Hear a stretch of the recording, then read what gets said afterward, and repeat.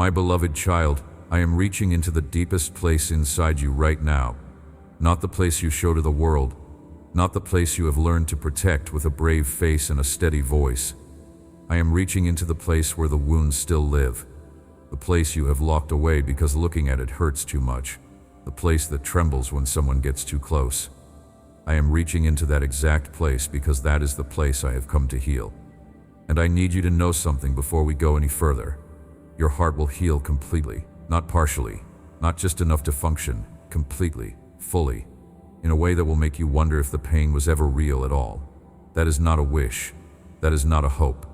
That is a promise from the one who created your heart in the first place, and who knows exactly how to put every piece back together. I know what you have been carrying. The weight of it has been pressing down on your chest for so long that you have forgotten what it feels like to breathe without heaviness. You have become so accustomed to the ache that you barely notice it anymore. It has become part of your daily existence, like a low hum of pain that never quite goes away. You wake up, and it is there. You go through your day, and it follows you. You lay your head down, and it settles beside you. And somewhere along the way, you started to believe that this is just how life is supposed to feel. You started to accept the ache as permanent. You stopped expecting it to change. You made peace with the pain, because fighting it seemed useless, and hoping for relief seemed naive. But I am here to disturb that false peace. I am here to tell you that what you have accepted is not what I have planned. The numbness you have grown comfortable with is not the life I designed for you. The emotional survival mode you have been operating in was never meant to become your permanent state. It was a temporary shelter, a place to hide while the worst of the storm passed. But the storm is passing now, and I am standing at the door of that shelter, reaching my hand toward you, asking you to step out with me into something new, something terrifying perhaps. Because after living in pain for so long, the idea of healing can feel just as frightening as the pain itself. You have built your entire life around the wound. Your decisions, your relationships, your expectations, they have all been shaped by the ache in your heart. So when I tell you that I am going to heal you, part of you wonders who you will become without the pain. Part of you does not know how to exist without it. And I understand that fear. I am not dismissing it. But I am telling you that on the other side of that fear is a version of yourself that you have not met yet. A version that laughs without holding back. A version that loves without building walls. A version that trusts without calculating the risk. Let me take you back to where it started. Not to reopen the wound, but to show you that I was there when it happened. I never left your side. Not for a single second. I stood with you through every moment that broke your heart. I know about the betrayal that changed everything. I know exactly when it happened. And I know exactly who did it. I was watching when the person you trusted most turned their back on you. I saw the look in your eyes when you realized that the loyalty you gave so freely was not being returned. I felt the crack in your spirit when the truth finally came to the surface. And I need you to know that I was not indifferent to your pain. I was not watching from a distance, unmoved by what was happening to you. My heart broke with yours in that moment. Not because I was surprised by what happened. I see all things before they unfold. But because I felt every ounce of the agony that ripped through you when the betrayal became real. I felt the shock that made your hands tremble. I felt the disbelief that made you question your own judgment. I felt the anger that came later, hot and consuming, mixed with a sadness so deep that you could not tell where one ended and the other began. The betrayal did something to you that went beyond the immediate pain. It rewired something inside your heart. It taught you a lesson you were never supposed to learn. It taught you that the people you love the most have the power to destroy you. That vulnerability is dangerous. That opening your heart is nothing more than an invitation for devastation. And from that moment forward, you began to build. Not bridges, walls. You built walls around the most tender parts of who you are. You constructed barriers so thick and so high that no one could ever get close enough to hurt you that way again. And those walls served their purpose for a while. They kept the pain out, but they also kept love out. They kept connection out. They kept me out. And over time, the very thing you built to protect yourself became the thing that imprisoned you. You became trapped inside your own defenses, safe from harm but starving for the intimacy your soul was designed to crave. I see those walls. I have seen them growing thicker with every new disappointment. Every time someone let you down, you added another layer. Every time someone proved untrustworthy, you reinforced the structure. And I understand why you did it. It made sense. It was logical. You were protecting a heart that had already been shattered once and could not survive being shattered again. But here is what I want you to understand. Those walls cannot distinguish between danger and love. They keep everything out equally. And right now, they are keeping out the very healing that I am trying to bring to you. So I am not going to tear down your walls by force. I am not going to barge through your defenses and demand that you trust again. That is not how I work. Instead, I am going to sit with you inside those walls. I am going to meet you in the very fortress you have built. And from inside that safe space, I am going to show you, slowly and gently, that not everyone who comes close wants to cause harm. That opening your heart again does not guarantee destruction. That the risk of love is worth taking because the life you are living behind those walls is not really living at all. I want to tell you something about the nature of walls. Because you built yours so well that even you have forgotten where the doors are. There was a time when you could open and close those walls at will. You had the ability to let people in and to keep them out, and you exercised that ability with discernment. But as the wounds accumulated, you started sealing the entrances. First the large ones, the ones that allowed deep, intimate access to who you really are. Then the medium ones, the ones that permitted friendship and vulnerability and honest conversation. And eventually even the small ones, the tiny openings through which a kind word or a gentle gesture could reach you. You sealed them all because every opening felt like a liability. Every access point was a potential entry for more pain. And so you created a fortress that was impenetrable, safe, secure, and utterly, devastatingly lonely.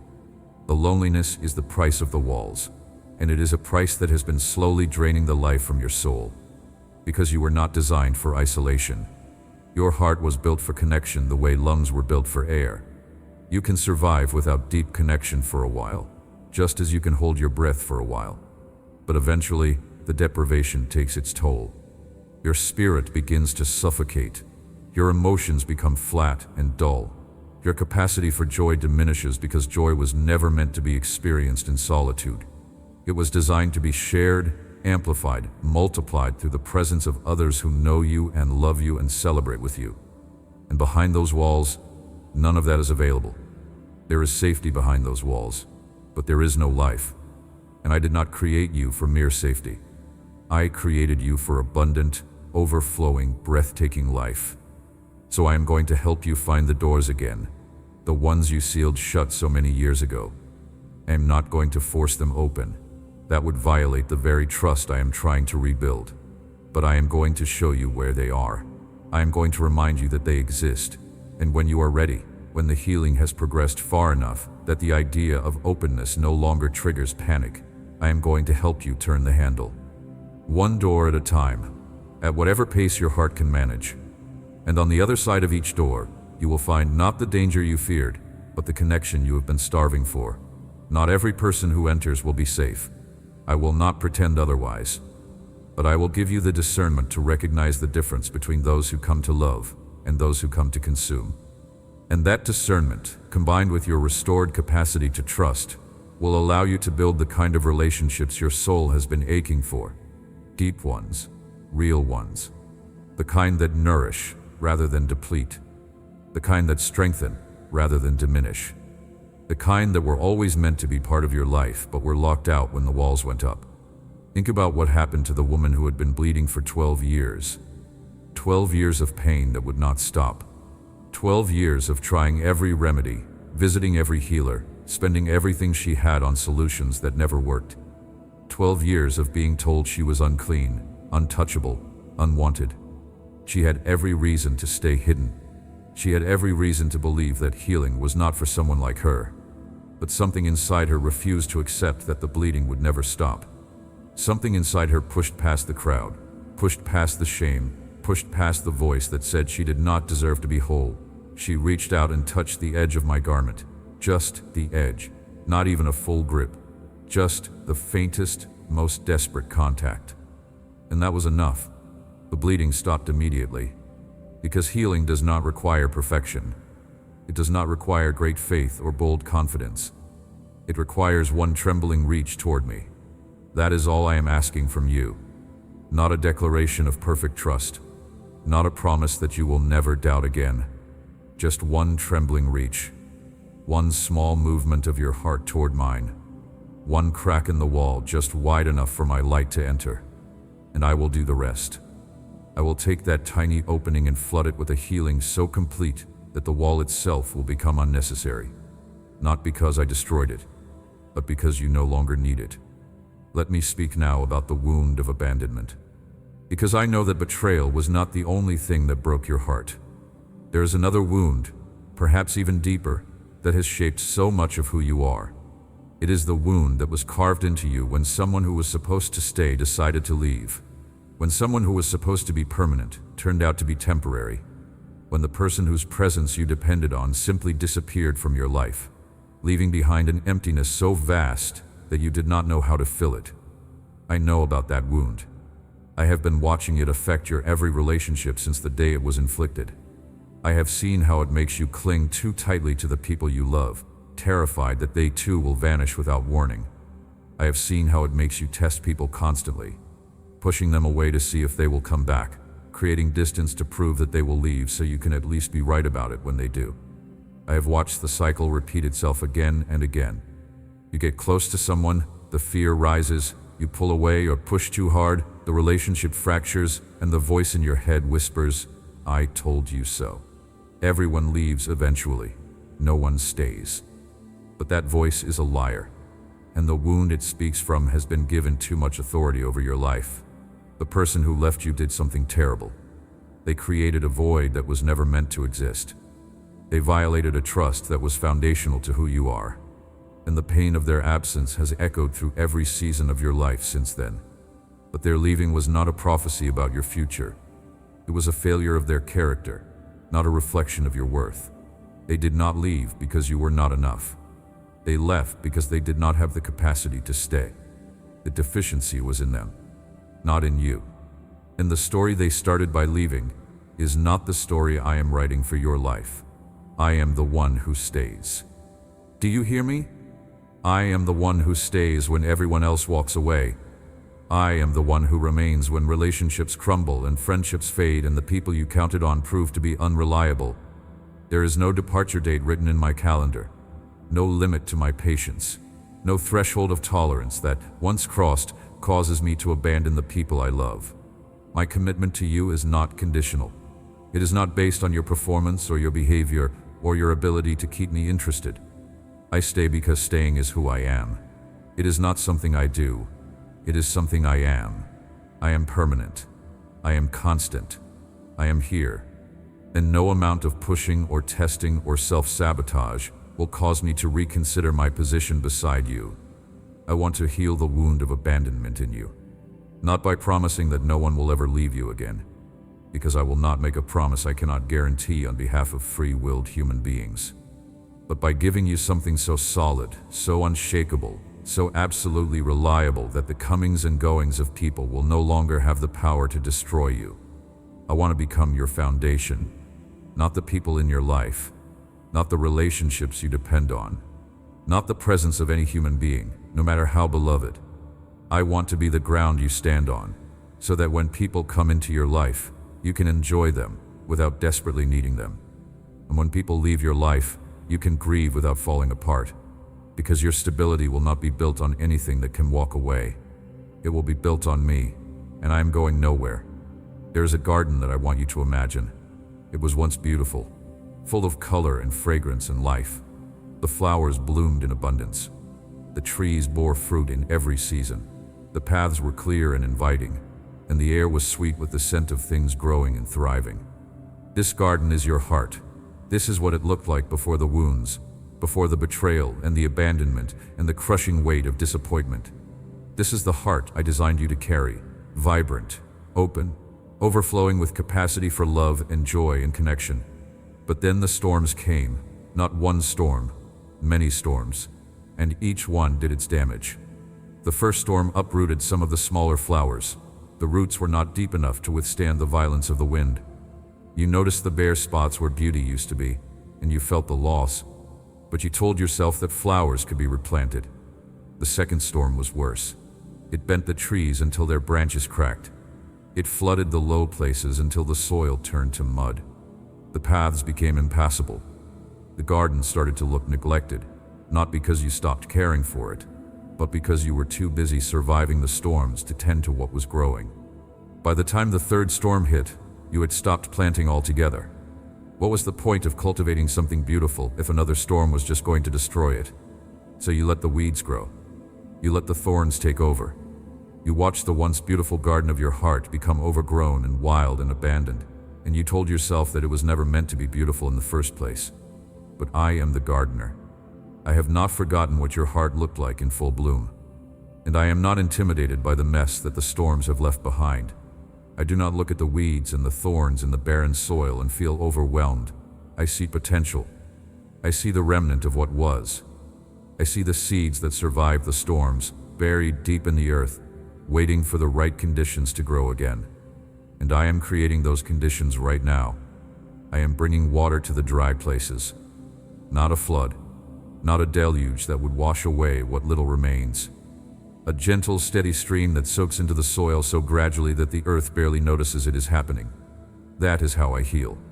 Not with dramatic suddenness that overwhelms your system, but with patient, persistent tenderness that works its way into the deepest cracks. I am pulling up the weeds, one by one. The weeds of bitterness that took root when someone wronged you, and you had no way to process the injustice. The weeds of cynicism that grew when your optimism was punished and your trust was exploited. The weeds of self-protection that sprouted as a survival mechanism, but have now strangled every tender shoot of vulnerability trying to push through the surface. I am removing them carefully, because they have become entangled with things I want to keep. Bitterness has wrapped itself around your sense of justice. Cynicism has intertwined with your wisdom. Self-protection has embedded itself in your boundaries, so I cannot simply rip everything out without discernment. I have to separate what is harmful from what is healthy. And I am doing that with the skill and precision of a gardener who knows every root and every vine and every hidden network beneath the surface. Let me speak to you now about the third wound, the wound of words. Because there are injuries that were not inflicted by actions but by language, by the things that were spoken over you and into you at moments when your soul was wide open and receptive. Words have a power that most people do not fully understand.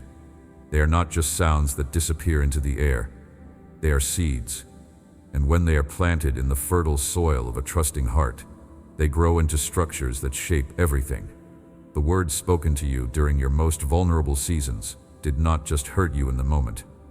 They built belief systems that you are still living inside today. Someone told you that you were not enough. Maybe they did not use those exact words. Maybe they communicated it through comparison, through constant criticism, through the absence of encouragement, through the way their attention was always fixed on your flaws rather than your strengths. But the message landed in your heart with devastating clarity. You are not enough. You will never be enough. No matter how hard you try, no matter how much you achieve, no matter how perfectly you perform, there will always be something missing, something lacking, something deficient at the core of who you are. That message became the lens through which you view everything. Every compliment you receive gets filtered through the belief that you are not enough, and the compliment loses its power before it can reach your heart. Every achievement gets diminished by the inner voice that says anyone could have done that, or it was not that impressive, or you only succeeded because the task was easy, not because you are capable. You have been living in a house built by lies, and you have decorated it so thoroughly that it feels like home. But it is not your home. It never was. I'm going to tell you the truth about who you are. And I need you to receive these words not as nice sentiments designed to make you feel better, but as objective reality from the one who designed you with intentionality and purpose. You are fearfully and wonderfully made. That is not poetry. That is engineering. I crafted every aspect of your being with deliberate care. The way you think, the way you feel, the way you process the world around you, none of it is accidental. None of it is defective. The very qualities that have been criticized and dismissed and overlooked by others are the qualities I specifically designed for the purpose I have placed inside you. The sensitivity that people called weakness is actually a gift of perception that allows you to see what others miss. The depth of emotion that has been labeled as too much is actually the capacity you will need to carry the compassion I am building in you. The way you care about things that no one else seems to notice is not a flaw. It is a reflection of my own heart that I placed inside yours. The words that told you that you were not enough came from mouths that did not have the authority to define you. Only the Creator has the authority to define the creation. And I am telling you, with the full weight of my authority, that you are enough. You have always been enough. Not because of what you do or what you achieve or how well you perform. You are enough because I made you, and I do not make insufficient things. I do not create halfway. I do not design with deficiency. When I formed you, I was thorough. I was intentional. I was satisfied with the result. And nothing that has happened since then, no wound, no failure, no criticism, no rejection, has altered the fundamental truth that you are exactly who I meant you to be. Now I want to talk about the oil of healing that I have brought with me. Because I did not come to you empty-handed. I came prepared. I came with everything necessary to restore what was broken and to make new what was damaged beyond human repair.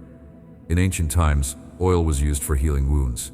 It was poured over the broken skin, creating a barrier against infection while soothing the raw and inflamed tissue beneath. It was an act of care that required closeness. You could not pour oil on a wound from a distance. You had to get near. You had to see the wound in its full reality. You had to be willing to touch the thing that was hurting. And that is exactly what I am doing with you. I am not healing you from a distance. I am not sending instructions for self-repair and hoping you figure it out on your own. I am close. Closer than your next breath. I am examining every wound with the gentleness of a physician who understands that the area around the injury is just as tender as the injury itself. I am not rushing. I am not being careless with the parts of you that are still raw. I know which wounds can be touched and which ones need more time. I know which areas will respond to direct treatment and which ones need to be approached indirectly, through the healing of surrounding tissue that will eventually allow the deeper wound to surface when it is ready. The oil I am pouring is not ordinary. It does not simply cover the wound and hope for the best. It penetrates. It seeps through the layers of scar tissue that you have built up over years of protecting yourself. It reaches the original injury, the first wound, the one that started everything. And it begins its work there, at the foundation, at the root. Because surface healing is not what I am after. I have seen people who appear healed on the outside while carrying devastation on the inside. Their smiles are convincing. Their words are positive. Their lives seem functional. But beneath the surface, the wound festers because it was never truly treated. It was just covered over, bandaged, and ignored. And eventually, the infection beneath the bandage makes itself known through bitterness, through unexplained anger, through patterns of self-destruction that baffle even the person engaging in them. I am not interested in that kind of healing. I am going deep. I am going to the place where the wound began, and I am treating it from the inside out. Can you feel it? Can you feel the warmth of my oil reaching places that have been cold for years? The places inside you that have been frozen by grief and numbed by disappointment are starting to thaw. And I know that the thawing hurts. That is something no one warns you about when it comes to healing. The process itself can be painful. When a limb that has been numb begins to regain feeling, the sensation is not pleasant. There are pins and needles. There is discomfort. There is a strange aching that comes from nerve endings waking up after a long dormancy. And emotional healing works the same way. As I restore feeling to the parts of your heart that went numb, you may experience a surge of emotions that you thought were long behind you. Grief that you thought you had processed may resurface. Anger that you believed you had released may flare up again. Sadness that you thought you had cried out years ago may return with unexpected intensity. And that is not a sign that the healing is failing. It is a sign that it is working. The emotions are rising because the numbness is lifting. The pain is surfacing because the anesthesia of denial is wearing off. And for the first time in a very long time, you are feeling the full reality of what happened to you. Not to be overwhelmed by it, but to release it, to finally let it go from a place of awareness rather than avoidance. I am with you in every wave of emotion that comes. When the grief hits and your eyes fill with tears that seem to come from nowhere, I am holding you. When the anger rises and your chest tightens and your jaw clenches, I am not backing away from your intensity. When the sadness settles over you like a heavy blanket and you feel like you cannot move beneath its weight, I am sitting with you in the heaviness, not trying to rush you through it, not telling you to cheer up, not dismissing your sorrow with hollow platitudes. I am simply present, because that is what you need more than anything else right now.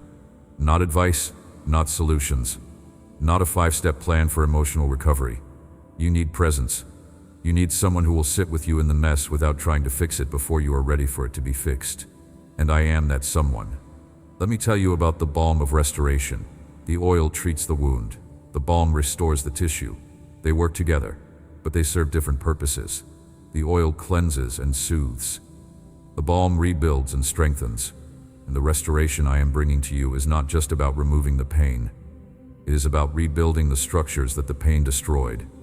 Your capacity to love was damaged by the wounds you suffered. I know that. I have watched you try to love while carrying the weight of past injuries, and I have seen how exhausting it is for you. You want to love freely, but the memory of betrayal makes you hesitant. You want to give your heart fully, but the fear of abandonment makes you hold back a portion, keeping it in reserve, just in case. You have learned to love with one foot out the door, always ready to retreat, always calculating the risk, and that half-hearted, guarded, cautious form of love has left you feeling empty, even in the midst of relationships, because you know you are not fully present.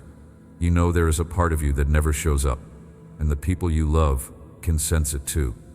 They feel the distance, they feel the reservation, and sometimes, tragically, they interpret your self-protection as rejection, and they pull away, which confirms the very fear that caused you to hold back in the first place. I am restoring your capacity to love, not by removing the memory of what happened to you, but by removing the power that the memory holds over your present. The betrayal happened. The abandonment was real. The words that were spoken cut deep. I am not denying any of that, but I am separating the fact of what happened from the authority it has over how you live. The past can be a teacher without being a tyrant. It can inform your wisdom without controlling your choices. And the restoration I am bringing will allow you to remember what happened while no longer being enslaved by it. Looking back at the betrayal, you will see it clearly without feeling the visceral punch in your gut that you feel now. When you think about the person who abandoned you, the spiral of anxiety that currently accompanies every thought of them will be absent. And when echoes of the words that wounded you surface, you will hear them without believing them anymore. The memories will remain, but their poison will be extracted, and your capacity to trust. That is perhaps the most delicate restoration of all. Trust is fragile in a way that few things are. It takes years to build and seconds to destroy. And once it has been shattered, the prospect of rebuilding it feels not just difficult, but foolish.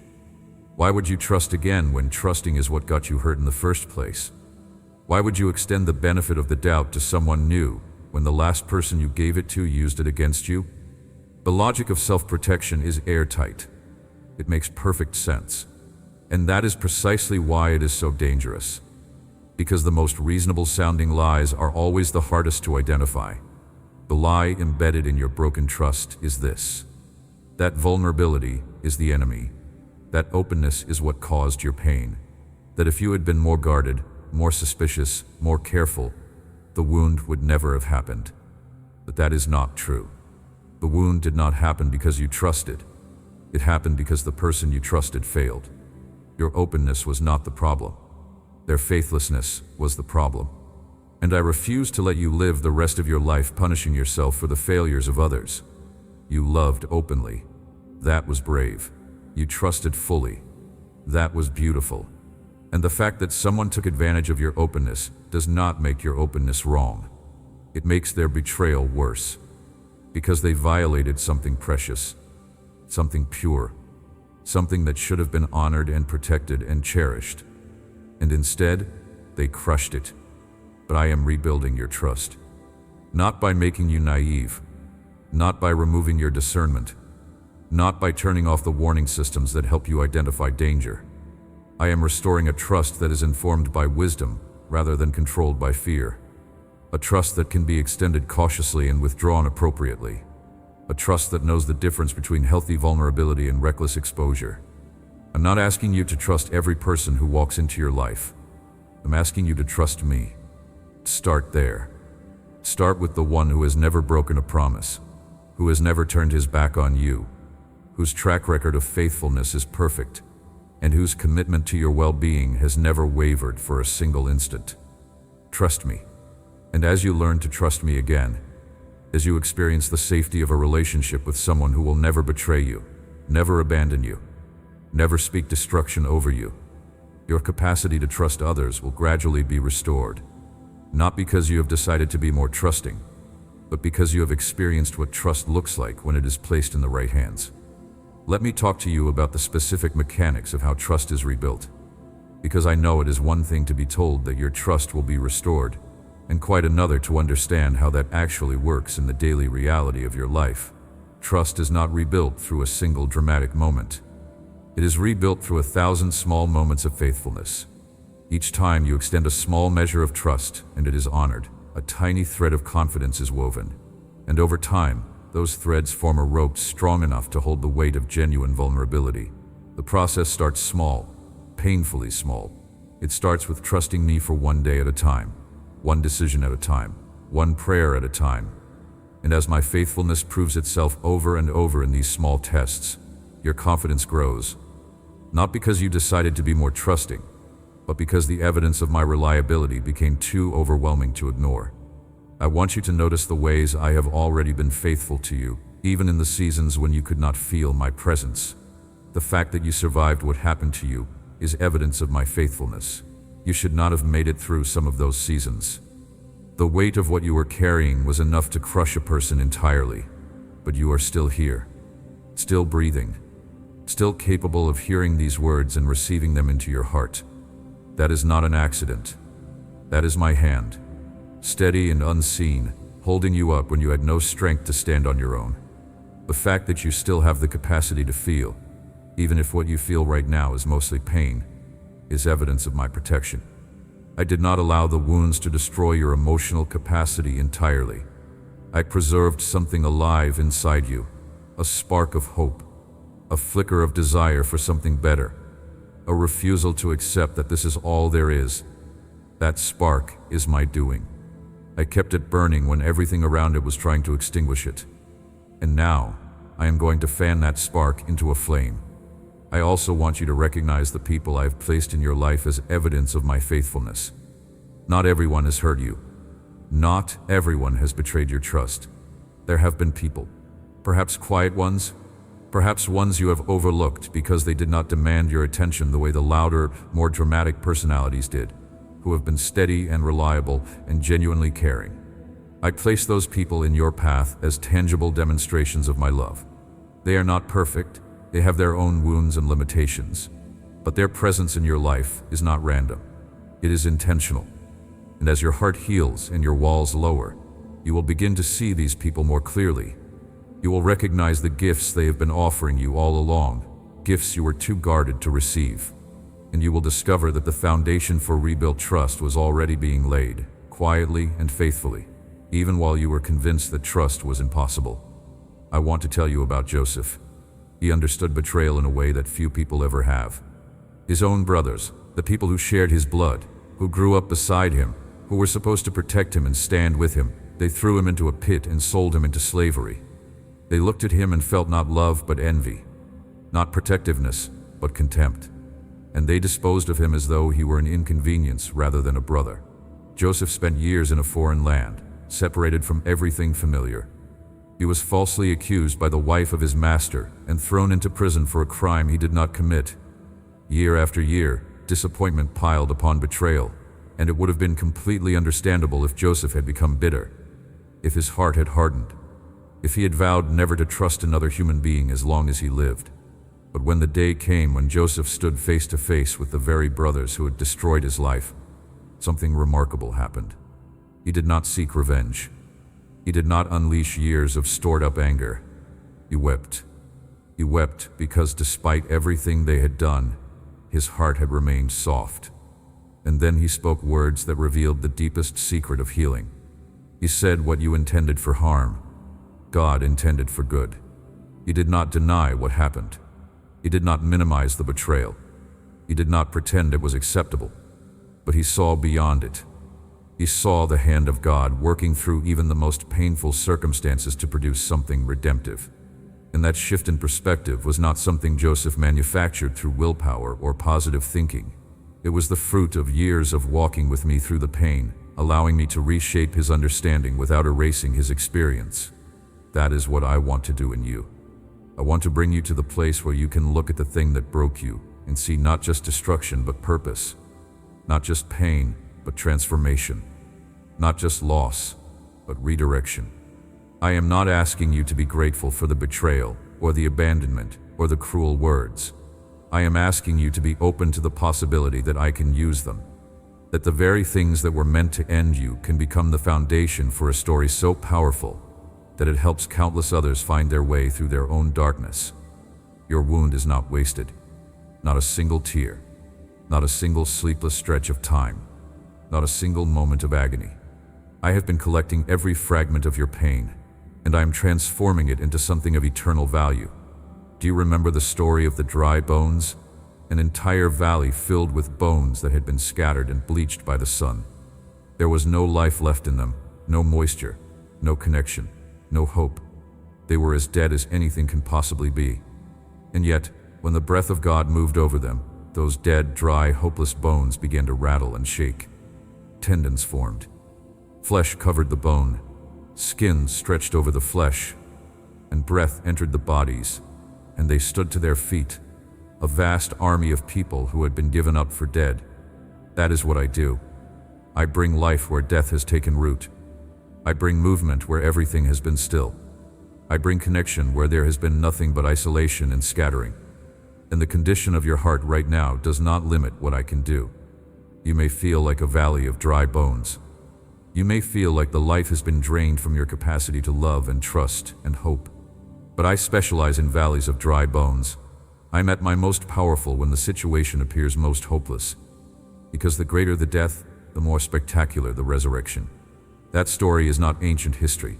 It is a living demonstration of my power to bring life where death has settled in and made itself comfortable. The same breath that animated those dry bones is moving over the landscape of your heart at this very moment.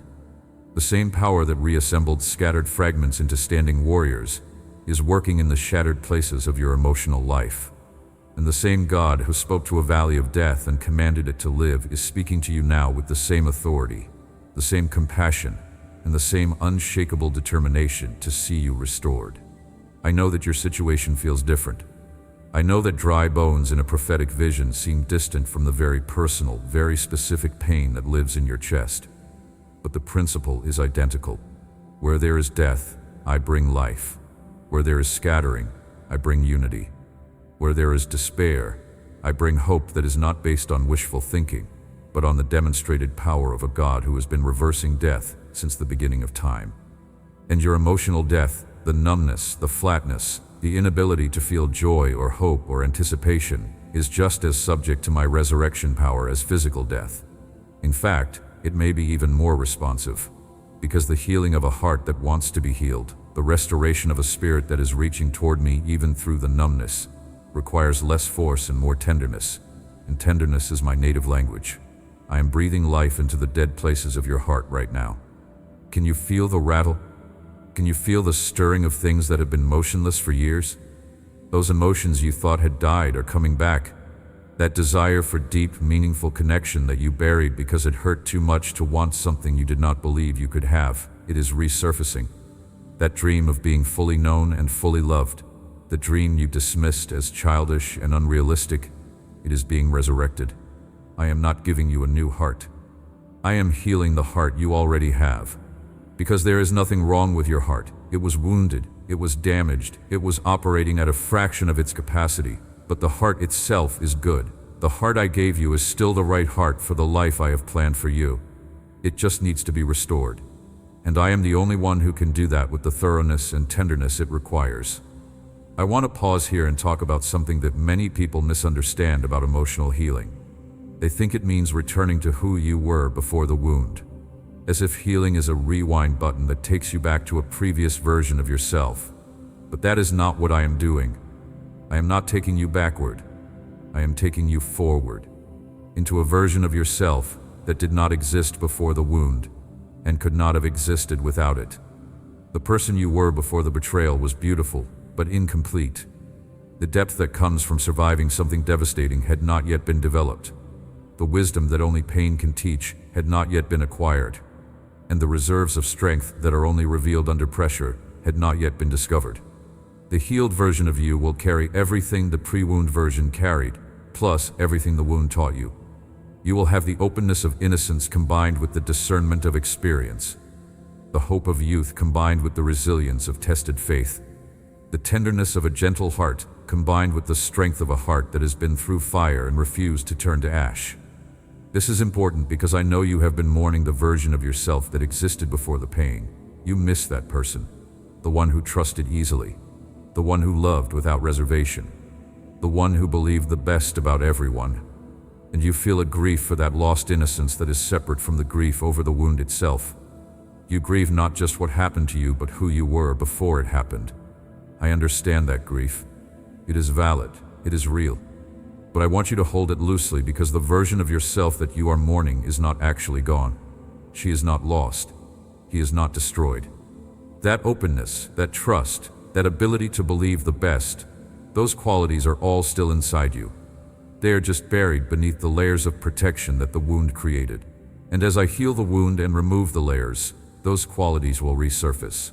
Not in their original naive form. In a refined, tested, battle-hardened form that is actually more beautiful than the original. Think of gold that has been through the refiner's fire. It is still gold, but it is purer. The impurities have been burned away. What remains is more valuable, more lustrous, more truly itself than it was before the fire touched it. Now let me speak about the scars, because even as I heal the wounds, the scars will remain, and I know that concerns you. You want the evidence erased. You want to look at your heart and see no trace of what happened. You want the healing to be so complete that there is no reminder of the pain.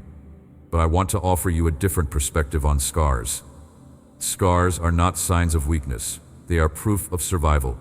They are evidence that the wound did not kill you, that the thing which tried to destroy you failed. Every scar on your heart is a testimony to your resilience, to the strength that exists inside you even when you feel your weakest. And there is something beautiful about a scar that a pristine, unmarked surface can never possess. There is depth. There is story. There is credibility that comes only from having survived something terrible and lived to tell about it. I carry scars myself, on my hands, on my feet, on my side. I did not remove them after the resurrection. I could have. I could have stood before my disciples with a body that bore no evidence of the cross. But I chose to keep the scars, because they tell the most important story ever told. They are proof of what love is willing to endure. They are evidence that death does not have the final word. And every time someone sees them, they are reminded that the one who heals them understands their pain because he has carried his own. Your scars will serve a similar purpose. They will become the most powerful tool in your testimony. When you stand before someone whose heart is freshly broken and you show them your scars, not your open wounds, but your healed scars, they will believe that healing is possible. Not because you told them it was, but because they can see the evidence on your heart. A wound says you are still suffering. A scar says you survived. The memories that haunt you are being transformed. I am not erasing them. I said this before, and I want to say it again so that you understand my approach. I do not delete your history. I do not remove chapters from your story. I redeem them. I take the memory of the betrayal, and I extract the poison from it. The facts remain, but the venom is removed. You will remember what happened, but the memory will no longer trigger the same flood of emotion that it does now. It will no longer ambush you in quiet moments, pulling you back into the past with such force that you lose your footing in the present. The memory will become something you can hold without being burned by it, something you can examine without being consumed by it, and eventually, something you can share with others without reliving the full intensity of the original experience. This is important because I know the memories have been your tormentor. I know there are certain images, certain conversations, certain moments that replay in your mind without your permission. You will be going about your day, functioning normally, feeling relatively stable, and then a trigger appears. A song, a name, a place, a smell. Something innocuous that has been associated with the painful experience, and suddenly you are transported back in time. Your body reacts as though the wound is fresh. Your heart races. Your stomach drops. Your breathing becomes shallow. And you are reliving the worst moment of your life all over again, trapped in a memory that refuses to release its grip. I see that happening. I see the triggers and the spirals and the way the past invades your present without warning. And I am working on that specific aspect of your healing because you deserve to live in the present without being ambushed by the past. The transformation of painful memories is a delicate process. It requires patience because the brain has created neural pathways that connect certain stimuli with certain emotional responses, and those pathways were forged in the fires of intense emotional pain, which means they are deeply carved and highly responsive. But I created the brain, and I understand how it works better than any neuroscientist who has ever studied it. Rewiring those connections is within my expertise. Creating new pathways that lead to peace rather than panic is something I do with the precision of the original designer. And weakening the old associations while strengthening new ones is a process I am conducting in you with care and intentionality. And I am doing that work in you right now. Not overnight, not all at once, but steadily, consistently, with the expertise of the one who designed the very system that is being repaired. There is a phrase that I want to plant in the soil of your heart like a seed. It is a simple phrase, but it contains more power than all the lies that have been spoken over you combined.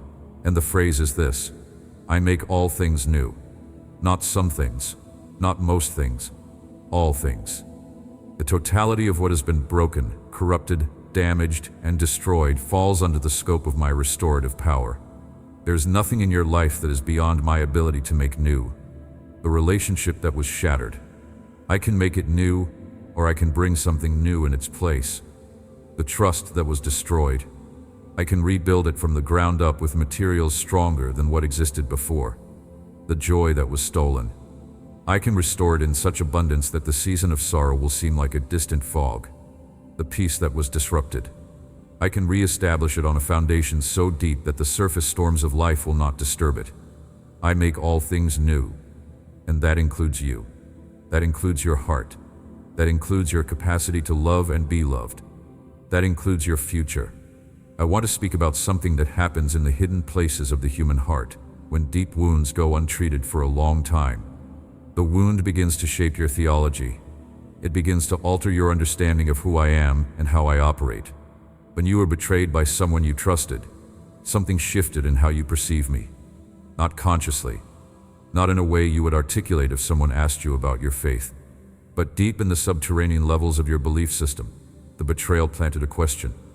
If the people who are supposed to love me can hurt me this badly, what stops God from doing the same?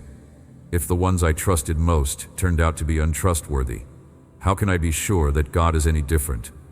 That question has been living in you for a long time. It has been quietly influencing your prayer life, your expectations, your willingness to surrender control. It is the reason you find it difficult to fully rely on me, the reason you always have a backup plan, the reason you pray but still worry, believe but still doubt, hope but still brace for disappointment. Your wounded theology tells you that I am good in theory but unproven in practice, that my promises are wonderful in a book but uncertain in real life, that trusting me fully is just as risky as trusting the person who betrayed you. Let me address that wounded theology directly, because until it is corrected, every other aspect of your healing will be built on an unstable foundation. I am not like the people who hurt you. That statement may seem obvious, but I need you to let it penetrate deeper than your intellect.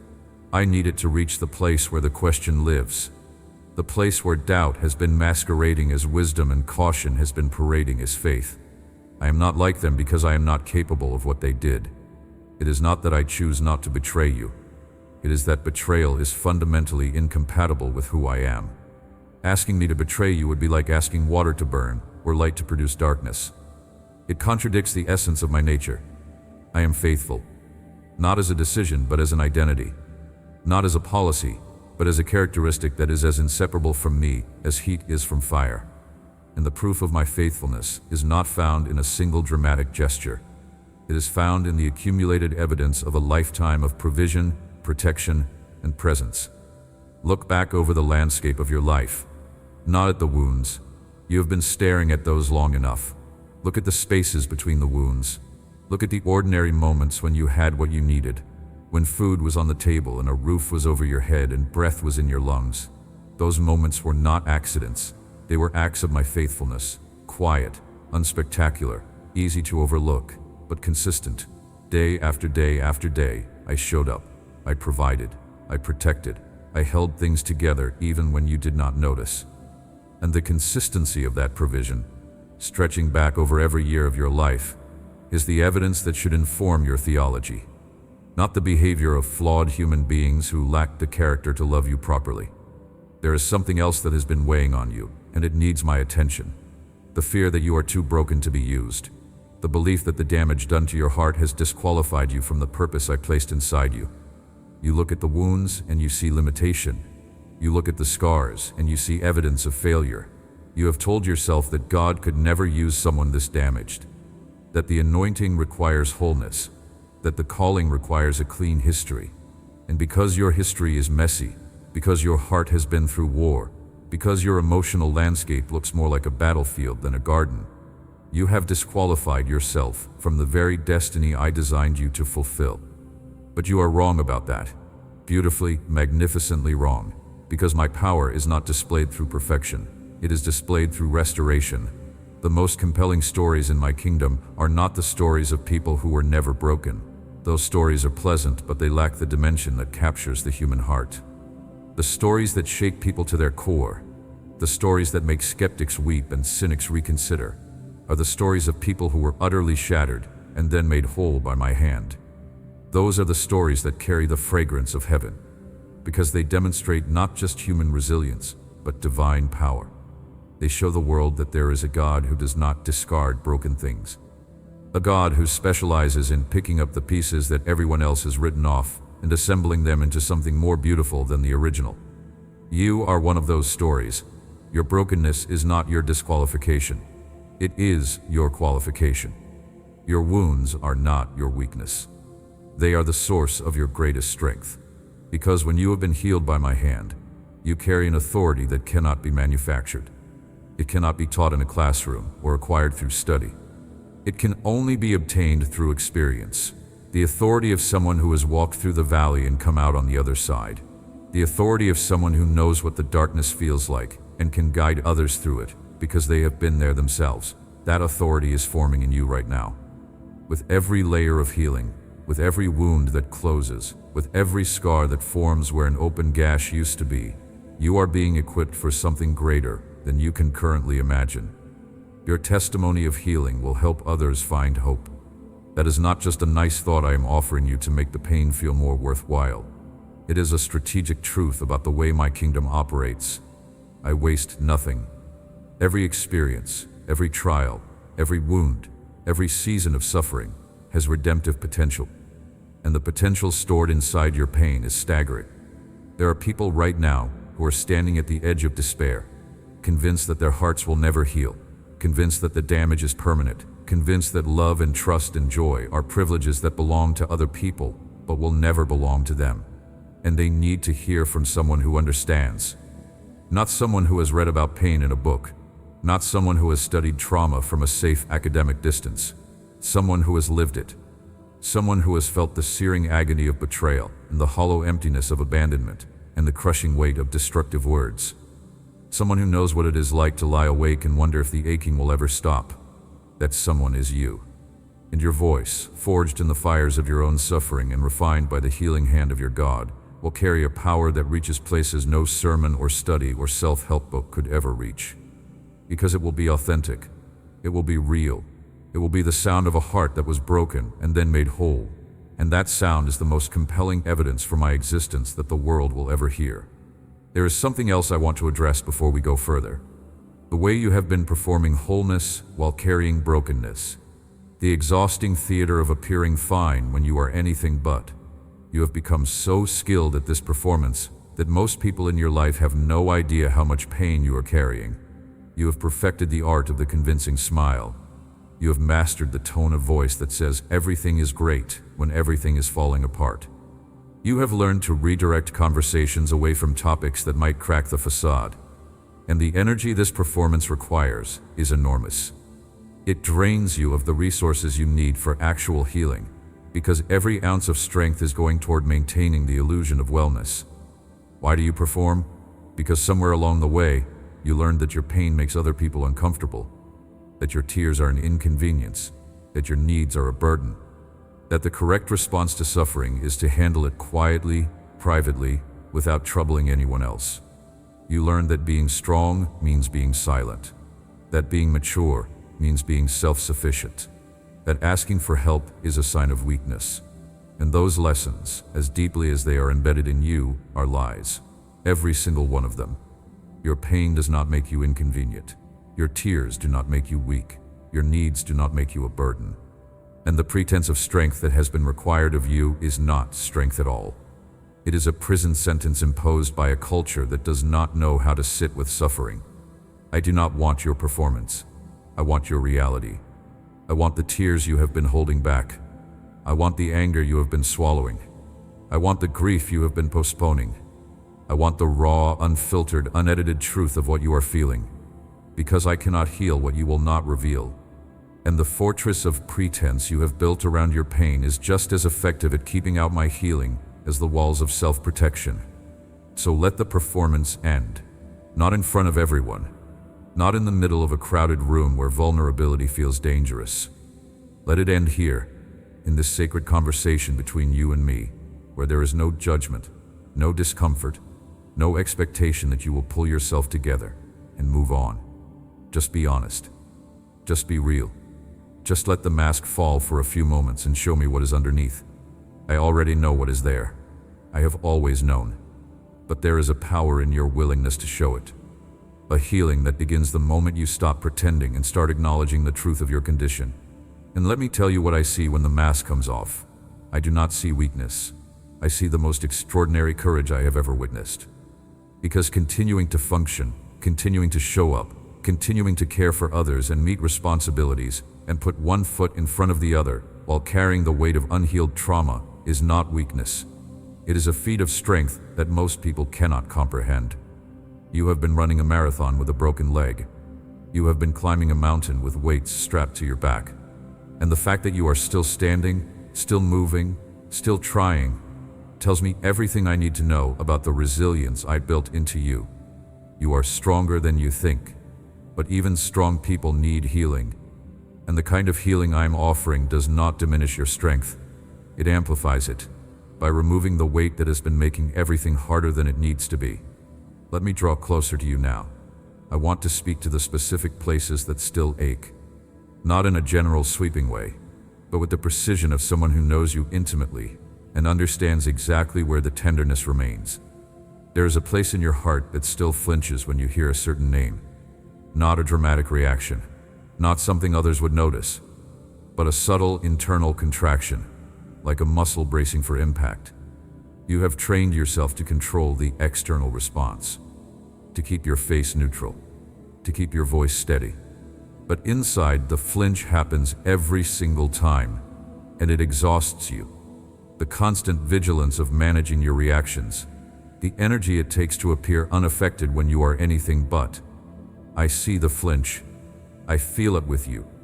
And I am working in that specific spot, applying my healing oil to the exact nerve that fires when that name is spoken. There will come a time when you hear it and feel nothing. Not numbness, not suppression. Genuine peace. The kind of peace that does not require management. The kind that simply exists because the wound beneath it has been thoroughly healed. There is another place that still carries pain. The place where the hopes you had for a particular relationship are buried. Not just the relationship as it was, but the relationship as you imagined it could be. The future you envisioned. The life you were building together. The plans you made. The dreams you shared. When that relationship ended, whether through betrayal or abandonment, or the slow, grinding erosion of trust, you did not just lose what was. You lost what could have been. And that second loss, the loss of potential, the death of a future that will never exist, is sometimes harder to grieve than the loss of the relationship itself. Because there is no closure for a dream. There is no final conversation with a future that never materialized. It just hangs there, unresolved, like a sentence that was never finished. I am healing that place too. I am releasing you from the mourning of what could have been by showing you what will be. Because the future that died when that relationship ended was not the only future available to you. It was one possibility among many. And the possibility that I have chosen for you is far better than the one you were mourning. Not because the person was not worthy of your love, not because the dream was foolish, but because I have a perspective that you do not have. I see the full trajectory of your life from beginning to end. I see every relationship, every opportunity, every open door and closed door. And I know with absolute certainty that what I have ahead for you is precisely what your heart needs. Not a replacement for what you lost. Something entirely different. Something perfectly suited to the person you are becoming through this process of healing. The old dream was shaped by the person you were before the wound. The new reality will be shaped by the person you are after the healing. And that person is deeper, wiser, more compassionate, more resilient, and more capable of receiving love than the person who made those old plans. I want to speak now about forgiveness, because I know this is the place where many hearts get stuck in their healing journey. You understand that forgiveness is important. You have heard it taught. You have read about it. You may have even attempted it.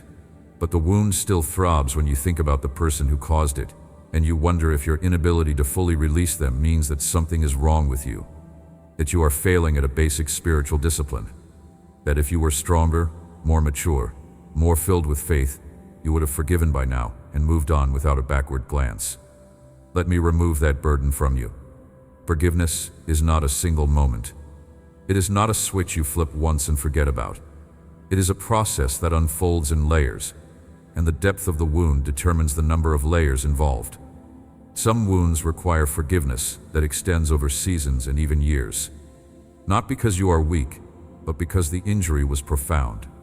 And each time the pain resurfaces and you choose to release it again rather than nursing it, you are engaging in an act of forgiveness that is just as real and just as valid as the first time you spoke the words. You are not failing at forgiveness. You are practicing it with a faithfulness that moves me deeply. Forgiveness does not mean that what happened was acceptable.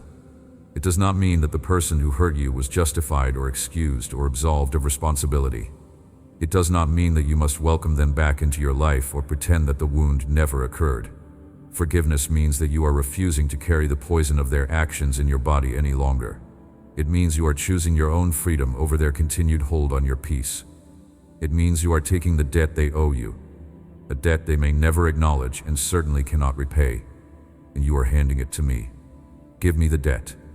Let me hold it. Let me deal with it in my own way and in my own timing. Your job is not to collect on what is owed to you. Your job is to walk free, and I will handle the rest with a justice that is far more thorough and far more redemptive than anything human anger could produce. There is something I want you to understand about the connection between forgiveness and your own healing. They are not separate processes. They are intertwined. Every time you release a piece of the offense, a piece of your wound heals. Every time you let go of a fragment of bitterness, a fragment of your joy is restored. It is as though the unforgiveness and the wound share the same root system. They feed off each other. The wound fuels the bitterness, and the bitterness keeps the wound open. So when you engage in the process of forgiveness, even imperfectly, even partially, even through gritted teeth and streaming eyes, you are not just obeying a spiritual principle. You are actively participating in your own healing. You are pulling up the root of bitterness that has been feeding on the nutrients meant for your recovery. And as that root loses its grip, the soil of your heart becomes available for something new to grow. I am not asking you to feel warm and tender toward the person who hurt you. Forgiveness and feelings do not always walk together, especially in the early stages. Sometimes forgiveness is a cold, determined choice, made in the absence of any positive emotion toward the offender. Sometimes it is a prayer through clenched teeth. Sometimes it is a daily decision to lay down a weapon you have every right to carry. And every single one of those expressions of forgiveness is beautiful to me. because they demonstrate a strength that surpasses anything the wound could produce. The wound produces bitterness. Forgiveness produces freedom. And choosing freedom when bitterness feels more justified is one of the most powerful things a human being can do. Let me now bring you back to the garden, the one I described earlier, the garden of your heart that was ravaged by storms and overrun by weeds. I want you to see what is happening there now. Because while we have been talking, I have been working. The weeds are being cleared. Not all at once, but steadily, section by section. And in the places where the weeds have been removed, the soil is being turned. Fresh earth is being exposed to the air. And in that fresh earth, new seeds are being planted. Seeds of joy that will bloom into a gladness that does not depend on circumstances. Seeds of peace that will grow into a calm that remains steady even when everything around you is shaking. Seeds of hope that will develop into an expectation so firmly rooted that disappointment cannot uproot it. Seeds of love that will produce a capacity for deep, meaningful, vulnerable connection that surpasses anything you have experienced before. These seeds need time to grow. And I want to be honest with you about that because I know you are impatient for the healing to be complete. You want to feel whole now. You want the pain to stop now. You want to discover that the aching has vanished, and the fear has dissolved, and the memories have lost their sting. And I understand that desire, the urgency of it, the desperation behind it. But the healing I am bringing is the kind that lasts. And lasting healing requires a process. Think about how a broken bone heals. The doctor sets it, the cast goes on, and then weeks pass. Weeks of limited mobility, weeks of discomfort, weeks of wondering if the bone is actually mending or if something has gone wrong inside the cast where you cannot see. But beneath the surface, microscopic processes are at work. New bone tissue is forming. Calcium is being deposited. The fracture is being bridged by structures so small they are invisible to the naked eye. And then one day the cast comes off, and the bone is strong. Stronger, in some cases, than it was before the break. That is how your heart is healing, beneath the surface, in ways you cannot see or feel yet. But the process is real. The mending is happening, and the result will be a heart that is stronger than it was before it was broken. I want to tell you about the specific areas of your life that will be transformed as your heart heals. Because healing is not an isolated event that affects only your emotions. It radiates outward, touching everything. The way you relate to other people will change. Not because you are forcing yourself to be different, but because the fear that was driving your relational patterns is being removed. Without the fear of betrayal controlling your interactions, you will find yourself being more open, more present, more genuinely engaged with the people around you. The constant calculation of risk that accompanies every relationship will diminish. The exhausting performance of appearing unaffected will no longer be necessary. You will be able to simply be yourself, openly and without apology, because the wound that made you hide is no longer demanding your concealment. Your relationship with yourself will change. The inner critic that has been amplifying the messages of inadequacy spoken over you by others will gradually lose its volume. Not because you silenced it through willpower, but because the belief system it was built on has been dismantled. When you no longer believe that you are not enough, the voice that constantly reminds you of your insufficiency has nothing to stand on. It becomes groundless, rootless, and eventually silent. In its place, a new inner voice will emerge. Not an arrogant voice that denies your flaws and inflates your ego. A truthful voice that acknowledges your humanity while affirming your worth. A voice that sounds remarkably like mine, because that is exactly what it is. My perspective on you, internalized so deeply that it becomes the lens through which you see yourself. Your relationship with your future will change. The dread that has colored your expectations will be replaced by a cautious but genuine hope.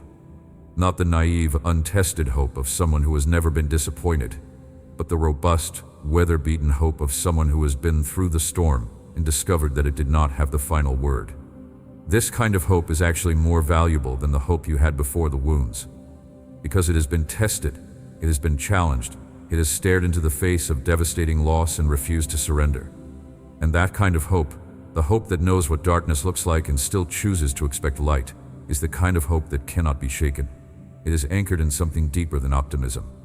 It is anchored in the character of a God who has proven himself faithful through every storm, every betrayal, every disappointment, every loss. I want to talk about the dreams that the wounds killed. Because every wound comes with collateral damage, and one of the most devastating forms of collateral damage is the death of dreams. Before the pain, you had dreams. Not just big, dramatic, life-altering dreams, although you had those too. Small, quiet, everyday dreams. The dream of a peaceful home filled with laughter. The dream of a relationship built on mutual trust and deep affection. The dream of waking up excited about the day ahead rather than dreading what might go wrong. The dream of being known, truly and deeply known, by someone who saw all of you and chose to stay. Those dreams died when the wounds were inflicted. They were casualties of the pain. And their loss created a secondary grief that sits alongside the primary wound, making the total weight even heavier than it would have been from the wound alone. I know about those dead dreams. I was there when each one was born, and I was there when each one was killed. And here is what I want you to understand. Dead dreams are not the end of the dreaming. They are the end of specific dreams that were shaped by specific circumstances. But the capacity to dream, the God-given ability to envision a future that is better than the present, that capacity was not destroyed by the wounds. It was only suppressed, buried under the weight of disappointment and cynicism, and the reasonable conclusion that dreaming is dangerous because dreams can die. But I am the one who placed that dreaming capacity inside you, and I did not design it to be extinguished by pain. I designed it to be refined by pain. The new dreams that will emerge from your healed heart will be different from the ones that died. They will be deeper, more rooted in reality, more aligned with my purposes, more beautiful in their maturity. And they will have a resilience that the old dreams lacked because they will have been born in the soil of tested faith rather than untested optimism. I am going to resurrect your capacity to dream. Not the specific dreams that died, because some of those needed to die for reasons you will understand later, but the ability itself. The ability to look at the future and see possibility instead of threat, to envision a life that is full and rich and meaningful rather than merely survived, to allow yourself to want things again without the immediate self-protective reflex that says, do not get your hopes up. Getting your hopes up is not dangerous when your hopes are anchored in me. Hopes that are built on human promises can be shattered by human failures. But hopes that are built on my character, on my faithfulness, on my proven track record of keeping every promise I have ever made, those hopes are unshakable. And I am inviting you to build new dreams on that foundation. Dreams that no human failure can destroy because they are not dependent on human reliability. Now I want to speak about what I am building in you through this process. Because the healing is not just removing something bad, it is constructing something good. And the thing I am building in you is a depth of compassion that can only be produced through suffering. There is a compassion that comes from reading about pain, and there is a compassion that comes from experiencing it. They are not the same thing. The first is sympathetic. It understands in theory. The second is empathetic. It understands in its bones. And the compassion I am forming in you through the process of your own healing will become one of the most valuable resources in my kingdom. Because the world is full of wounded people who are desperate to be understood. Not fixed, not advised, understood. And you, having walked through your own valley of shadows and come out the other side, will carry an understanding that cannot be faked or manufactured or learned from a distance. It will be real. It will be authentic. And it will change lives. There is a particular image I want to leave with you. The image of a vessel, a clay pot that was formed by the potter's hands with care and intention.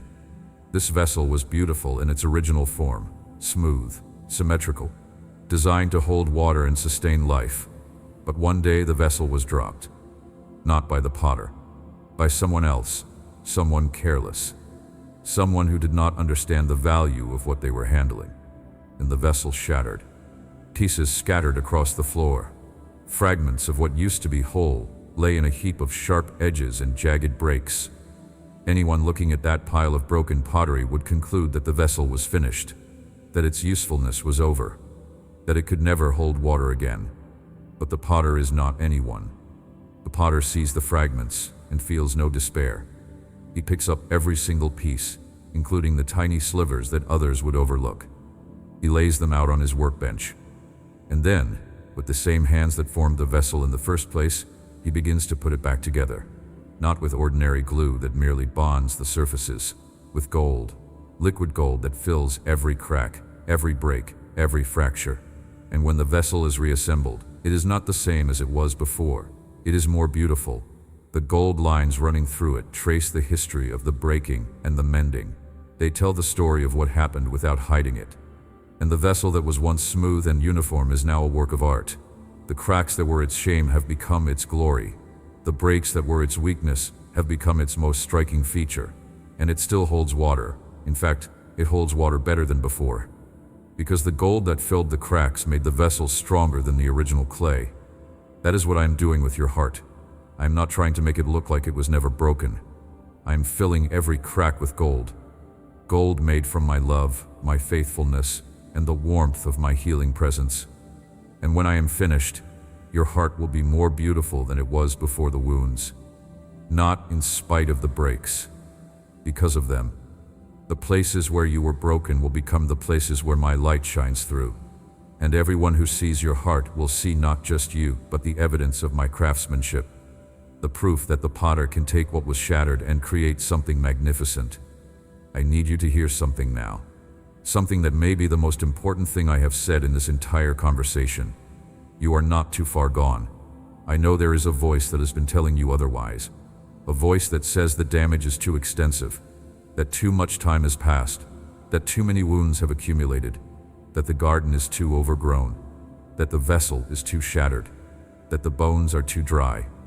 I hear that voice too, and I want to address it directly. That voice does not know what it is talking about. It is measuring your situation against human capability, and by human standards, it may be right.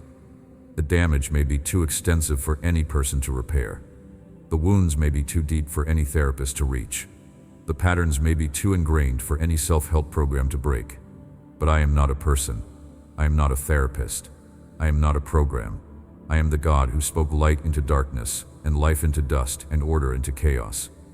I am the God who parted seas and closed the mouths of lions and raised the dead from their tombs. And the healing of your heart, while profound and deeply personal, is not difficult for me. I do not struggle with it. I do not wonder if I can pull it off. I am not concerned about the extent of the damage, or the depth of the wounds, or the number of years they have been festering. I have handled worse. I have restored hearts that were more shattered than yours. Not because your pain is small, but because my power is limitless, and the ratio between your need and my ability is not even close. So do not let the voice of impossibility steal your hope. Do not let the magnitude of the task convince you that I am not up to it. I created the universe with a word. I sustain galaxies with the breath of my mouth. The healing of one precious heart, your heart, is not a challenge for me. It is a joy. It is a labor of love that I undertake with the eagerness of a father who has been watching his child suffer and has finally been given permission to intervene. Because that is what this moment is. This is me intervening.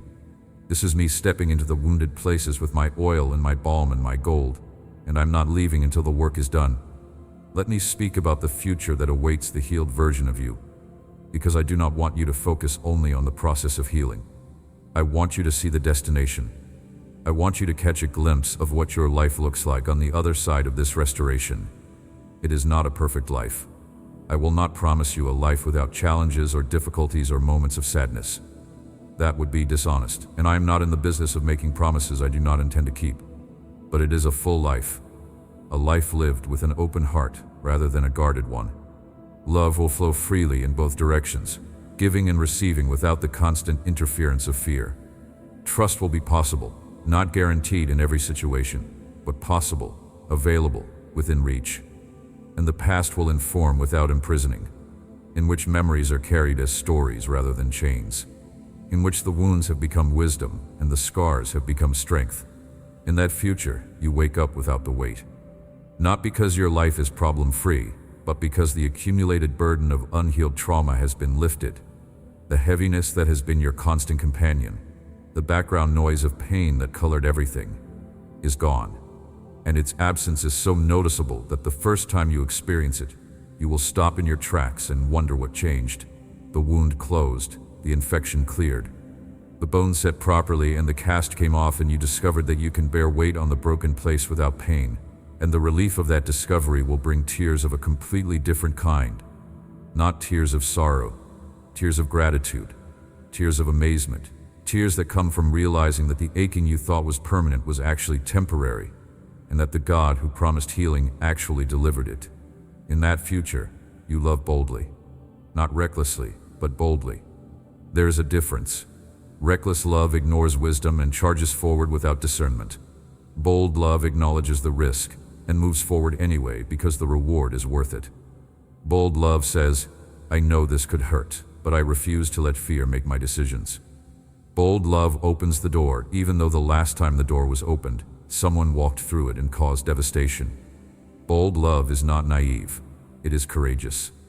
And the courage comes not from denying the possibility of pain, but from having survived it once, and knowing that even if it happens again, you will make it through because you have already made it through. And perhaps most beautifully, in that healed life, you become a healer yourself, not by profession necessarily, although that may be part of your path, but by presence. Through the way you sit with people who are hurting without flinching. Through the quality of your listening when someone shares a story of pain, because you do not rush to fix what needs to be felt first. Through the spaciousness you create for grief and anger and confusion, holding it all without being threatened by any of it. Because you have been there. You know the terrain. You can navigate the darkness because you have walked through it with me as your guide. And now you can walk others through it with the same patience and tenderness that I showed you. This is the ripple effect of healing. One restored heart becomes the catalyst for the restoration of many. And the cycle of pain that has been running through your life, the cycle of wound and wall and withdrawal that has repeated itself for years, is replaced by a cycle of healing and openness and connection that extends far beyond your own story. Now I need to reach the part of you that has been punishing yourself, because I know it is there. Hidden beneath the grief and the anger and the fear, there is a layer of self-blame that you have been carrying with quiet determination. You have told yourself that the wounds were partly your fault, that if you had been smarter, more cautious, more discerning, you would not have been hurt. That the betrayal happened because you chose poorly. That the abandonment happened because you were not lovable enough to keep someone close. That the destructive words landed because there was truth in them. And that layer of self-blame has been one of the heaviest things you carry. Not because anyone else put it there, but because you placed it on your own shoulders, and you have been struggling under its weight, convinced that you deserve it. You do not deserve it, and I am lifting it off you right now. Not because you are blameless in every situation. Human relationships are complex, and there are rarely situations in which one party bears all the responsibility. But the degree of self-punishment you have imposed on yourself is wildly disproportionate to any contribution you may have made to the circumstances. You have been serving a life sentence for a misdemeanor, and the judge and jury and executioner have all been you. That ends here. I am commuting that sentence. I am declaring that you have paid enough, that the remorse you have felt is sufficient, that the lessons have been learned, and that continuing to punish yourself accomplishes nothing except the prolonging of pain that I am trying to heal. Receive my grace, not as a theological concept, but as a lived experience. Grace is not just a word I use to describe an abstract quality of my character. Grace is the tangible, experiential reality of being treated better than you think you deserve. And I am pouring that grace over you right now. Grace flowing into the places where self-blame has etched its message into your identity, filling the channels where guilt carved paths so deep that shame flows through them automatically, covering the places where you have convinced yourself that you are damaged goods, and that the damage is your own doing. My grace covers all of it, not by ignoring it or minimizing it, but by declaring that it does not have the power to define your future. The past happened. The mistakes were made.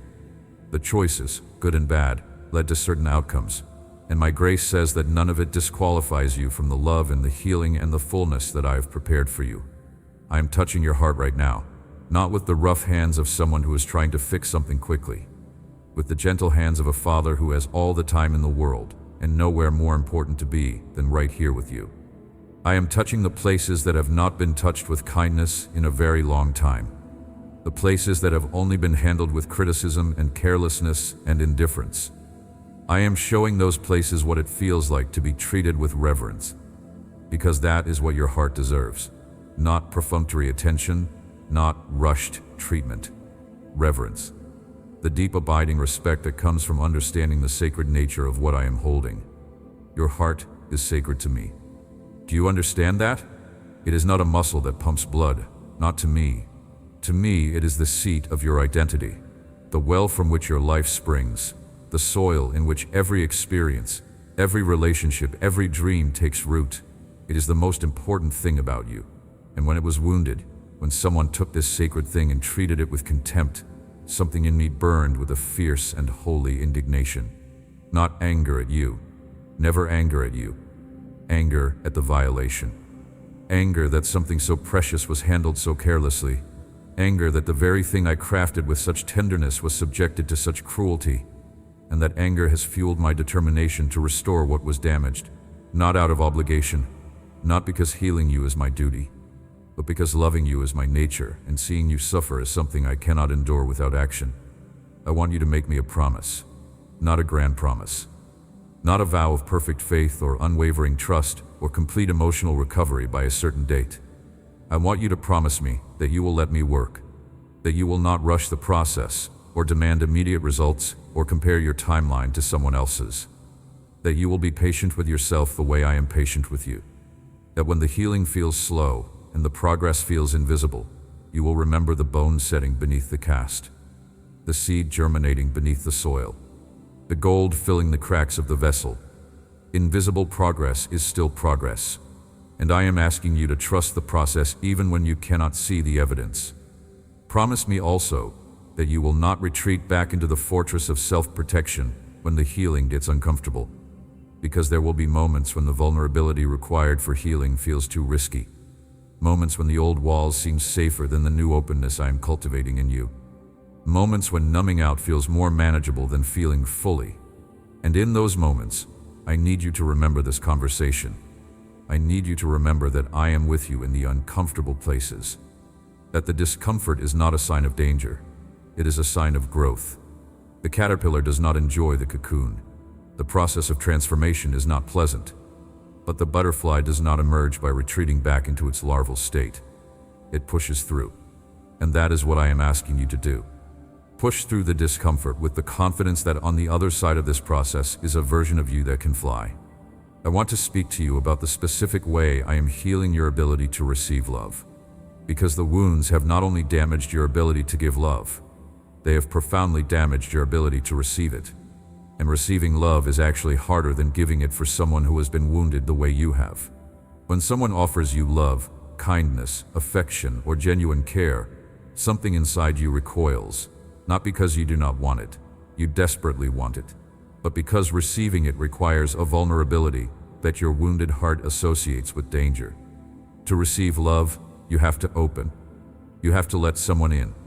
You have to allow yourself to need and to depend and to be affected by another person's presence or absence. And every one of those actions has been associated with pain in your experience. So you deflect the love that is offered to you. You minimize the compliments. You downplay the gestures of kindness. You convince yourself that the person does not really mean it, or that their love is conditional, or that it is only a matter of time before they reveal their true intentions. This pattern has starved you. You are surrounded by people who genuinely love you, and yet you feel unloved because you cannot receive what they are offering. It is like sitting at a banquet table with your mouth sealed shut.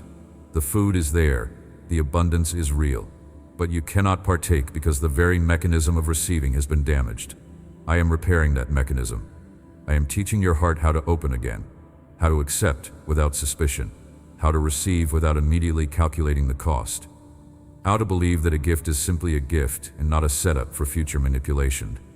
And I am starting with myself. I am asking you to practice receiving my love first. Because my love comes without strings, without conditions, without hidden agendas, without the possibility of being revoked based on your performance. Every time you feel my presence and allow yourself to rest in it without questioning its authenticity, you are exercising a muscle that has been dormant. Every time you read my promises and choose to believe them rather than dismissing them as too good to be true, you are strengthening the mechanism of receiving. Every time you allow yourself to feel loved by me without immediately introducing doubt, you are healing. And over time, as that mechanism grows stronger, you will find that receiving love from others becomes easier too. Not because the people have changed, but because you have. The filter of suspicion that was blocking the love has been removed, and what was always available to you will finally reach the places that need it most. Think about what your healed heart will mean for the people around you. Your children, if you have them or will have them, will be raised by someone whose wounds no longer dictate their parenting. The cycles of pain that have been passed down through generations will stop with you. The emotional patterns that were inherited from wounded parents and their wounded parents before them will be broken in your generation because you allowed me to heal the source. Your spouse or your future partner will experience a love that is not filtered through the grid of past trauma. They will know you, the real you, not the defensive projection that you have been showing the world. Your friends will encounter a depth of loyalty and presence that only a healed heart can offer. And the strangers whose paths will cross yours in the years to come, the people in grocery stores and waiting rooms and workplace hallways, they will sense something different about you. Something warm, something open, something that draws them in and makes them feel safe, and they will not be able to identify what it is, but I will know. It is the fragrance of a heart that has been healed by the gardener who refused to give up on the garden. Let me speak one more time about the completeness of what I am doing, because I know there is a part of you that fears this is a partial healing, that the ache will diminish but never fully disappear, that the wound will close but leave behind a tenderness that flares up under pressure, that you will function better but never be truly whole. I understand that fear. It is born from experience, from previous attempts at healing that fell short, from moments when you thought you were past the pain only to discover that it was just hiding, waiting for a vulnerable moment to resurface. Those experiences have taught you not to get your hopes up, not to expect too much, not to believe in complete restoration because every other attempt has resulted in partial improvement at best. But those previous attempts were not conducted by me. The therapist who helped you process some of the pain but could not reach the deepest layers was doing their best with the tools available to human beings, and I honor that work. It was valuable. It was necessary. It laid groundwork that makes my work more effective. But human healing has limits. It can address the psychological dimensions of the wound, but it cannot touch the spiritual root. It can help you develop coping strategies, but it cannot remove the need for them. It can bring you from crisis to stability, but it cannot bring you from stability to wholeness. That final step, the step from functional to flourishing, from surviving to thriving, from managed pain to genuine freedom, that step requires a power that transcends human capacity. And that is the power I am bringing to bear on your situation right now. The healing I bring is complete because I am complete. I do not operate in half measures. When I heal thoroughly. When I restore fully. When I make new, I make genuinely, radically, unrecognizably new. The woman who touched my garment was not partially healed. The bleeding stopped completely. The man at the pool of Bethesda was not given a cane and told to manage his disability more effectively. He picked up his mat and walked. The dead were not brought back to a diminished version of life. They were fully alive, fully present, fully restored. And that is the standard I'm applying to your heart. Not partial improvement, not better coping mechanisms. Complete, thorough, radical healing that leaves you marveling at the difference between who you were and who you have become. I know you have questions. I know there are parts of this process that you do not understand. How long will it take? What will it feel like? How will you know when it is finished? And I want to honor those questions without giving you answers that create rigid expectations. The timeline is different for every heart because every wound is unique. Some aspects of your healing will happen quickly, almost immediately, like a burden being lifted that you did not even realize you were carrying. Other aspects will unfold over seasons, revealing themselves gradually, like the slow opening of a flower that has been closed tight for years. And there will be moments along the way when you think the healing has stalled, when nothing seems to be changing, when the old patterns reassert themselves and you feel like you are back at square one, but you are not. You are never back at square one once the healing has begun. What feels like regression is often the process circling back to a deeper layer of the same wound, addressing something that was not accessible the first time around. Trust me in the circling. Trust me in the apparent setbacks. Trust me when the old tears return and the old anger flares and the old fear grips your chest. These are not signs of failure. They are signs that the healing has gone deeper than before, that a new layer has been exposed and is now available for treatment. And each time the cycle completes, the wound is a little smaller, the pain is a little less intense, the recovery time is a little shorter, until one day you realize that the cycle has stopped altogether, not because you suppressed it, but because there is nothing left to cycle through. The wound has been fully treated, from the surface all the way down to the very bottom, and what remains is not emptiness where the wound used to be, it is fullness. A fullness of love and peace and joy that rushes into the space the pain occupied, like water filling a valley that has been dry for decades. I am not finished speaking to you. There is more I want to say, because the depth of your healing requires the depth of my words. And I do not want to leave any corner of your heart unaddressed. There are rooms inside you that you have locked and sealed and forgotten about. Rooms where you stored the emotions that were too overwhelming to process at the time they occurred.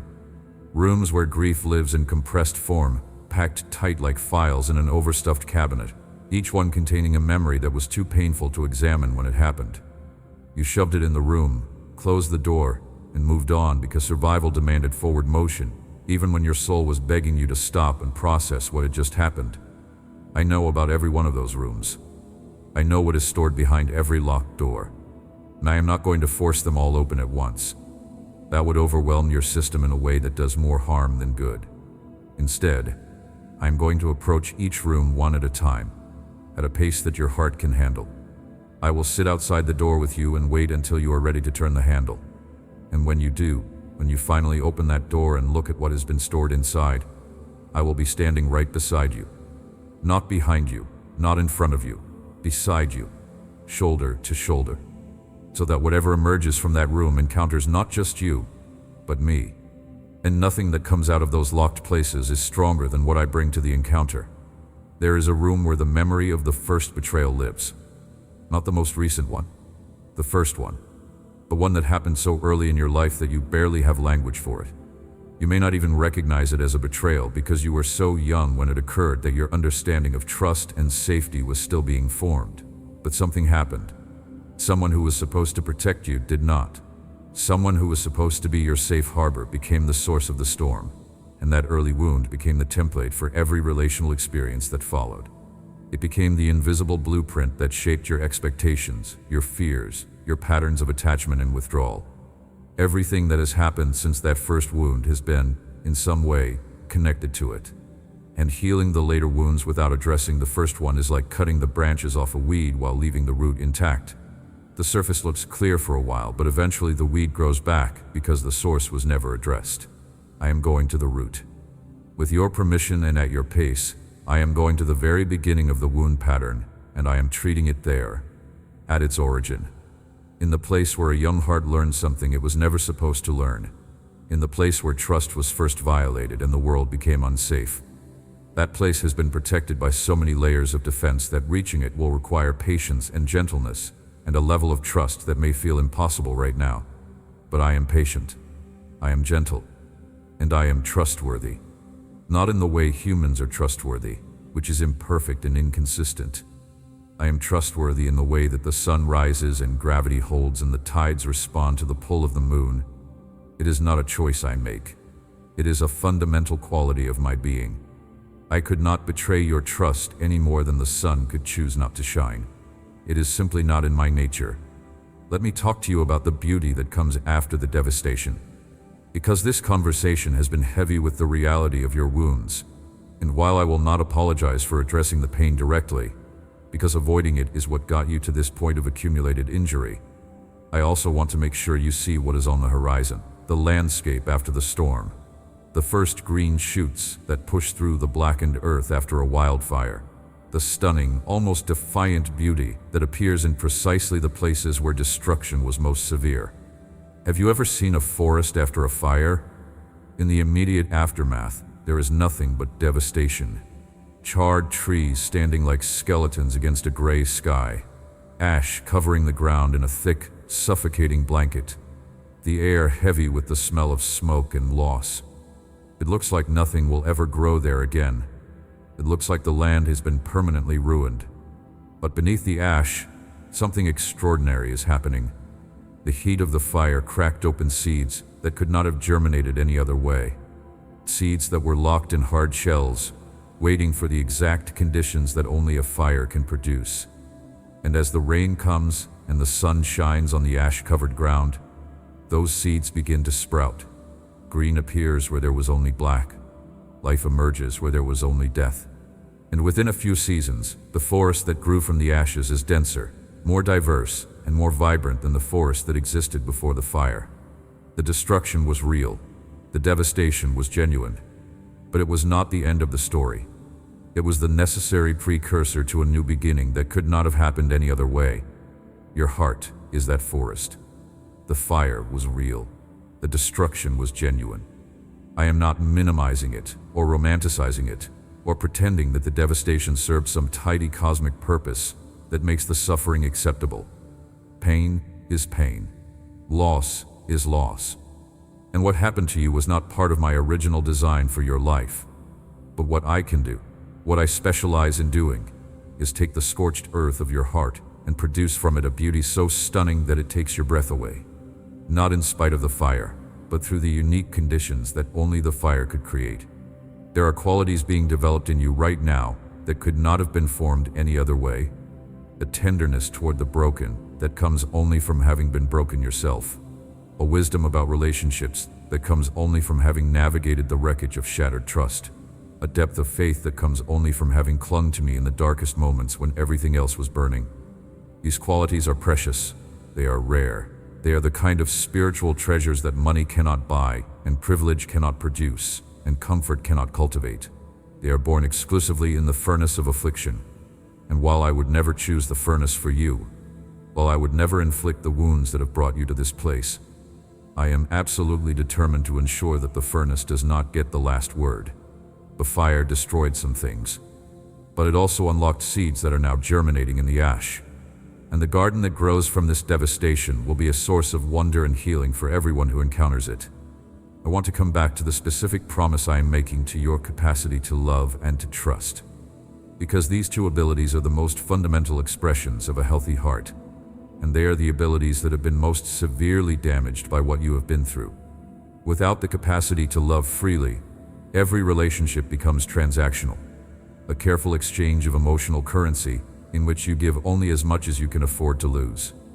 Without the capacity to trust genuinely, every connection is shadowed by suspicion, an exhausting vigilance that monitors every word, every action, every perceived shift in tone or behavior for signs of impending betrayal. I am restoring both of these capacities. And I want to be very specific about what that restoration involves, because vague promises are not what your wounded heart needs. Your wounded heart needs concrete, tangible descriptions of what the healed life looks like. So let me paint a picture for you. Imagine a day in your future, a day after the healing has done its deepest work. You are sitting in a room with someone you care about. They are telling you something vulnerable, something that in the past would have triggered your defenses, made you pull back, made you analyze their words for hidden agendas or potential threats. But on this day, something is different. You are listening, really listening, not through the filter of your wounds, but through the clarity of your healed heart. You can hear what they are actually saying, rather than what your fear is interpreting. And instead of retreating behind your walls, you lean in. You offer your own vulnerability in return, not because you have decided to take a risk, but because the fear that used to prevent you from being open is simply no longer there. It has been healed.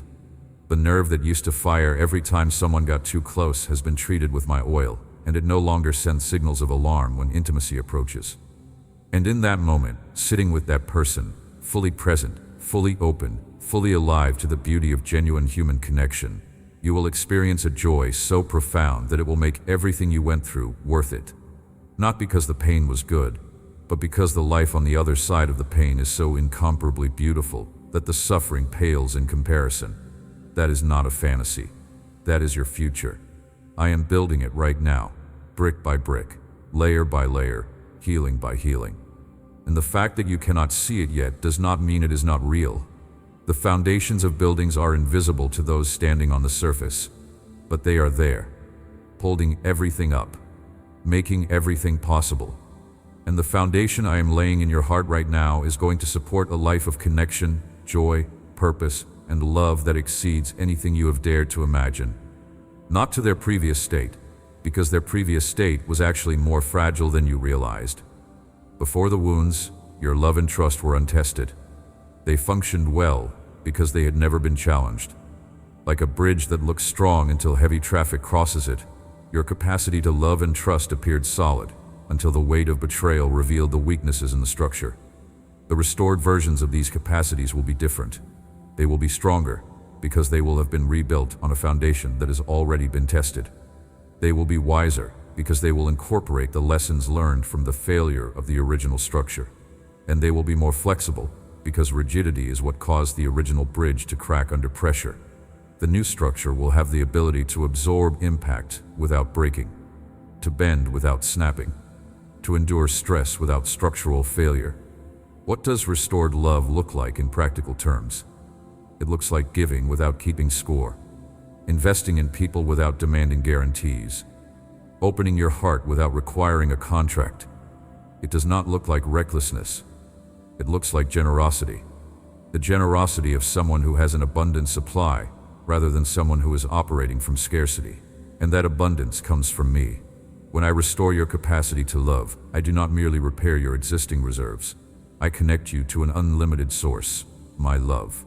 The love that never runs dry, never depletes, never reaches a point of exhaustion. When your love is flowing from my supply rather than your own limited stores, you can afford to be generous.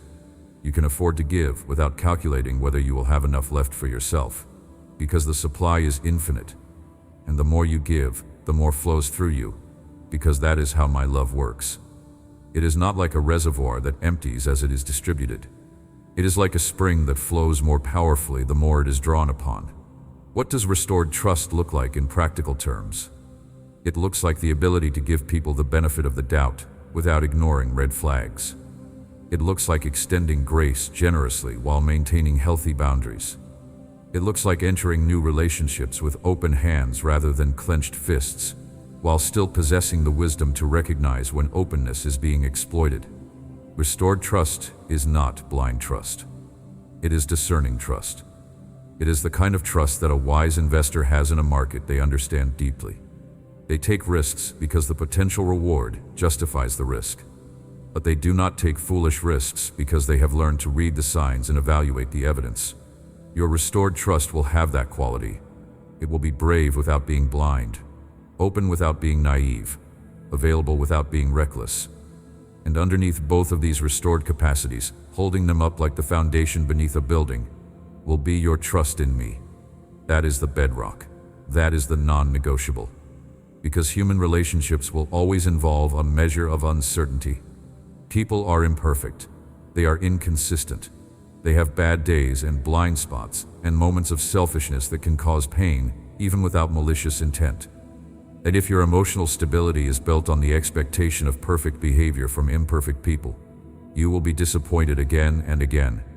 But if your stability is built on me, on the one who is perfect and consistent and faithful and true, then the imperfections of the people around you will not have the power to destabilize your foundation. You will be able to love imperfect people without requiring their perfection. You will be able to trust imperfect people without being destroyed by their failures. Because your deepest need for security will already be met by the only one who can meet it perfectly. There is a time coming, and it is closer than you think, when you will look back on this season and see it not as the worst chapter of your story, but as the turning point. The chapter where everything changed.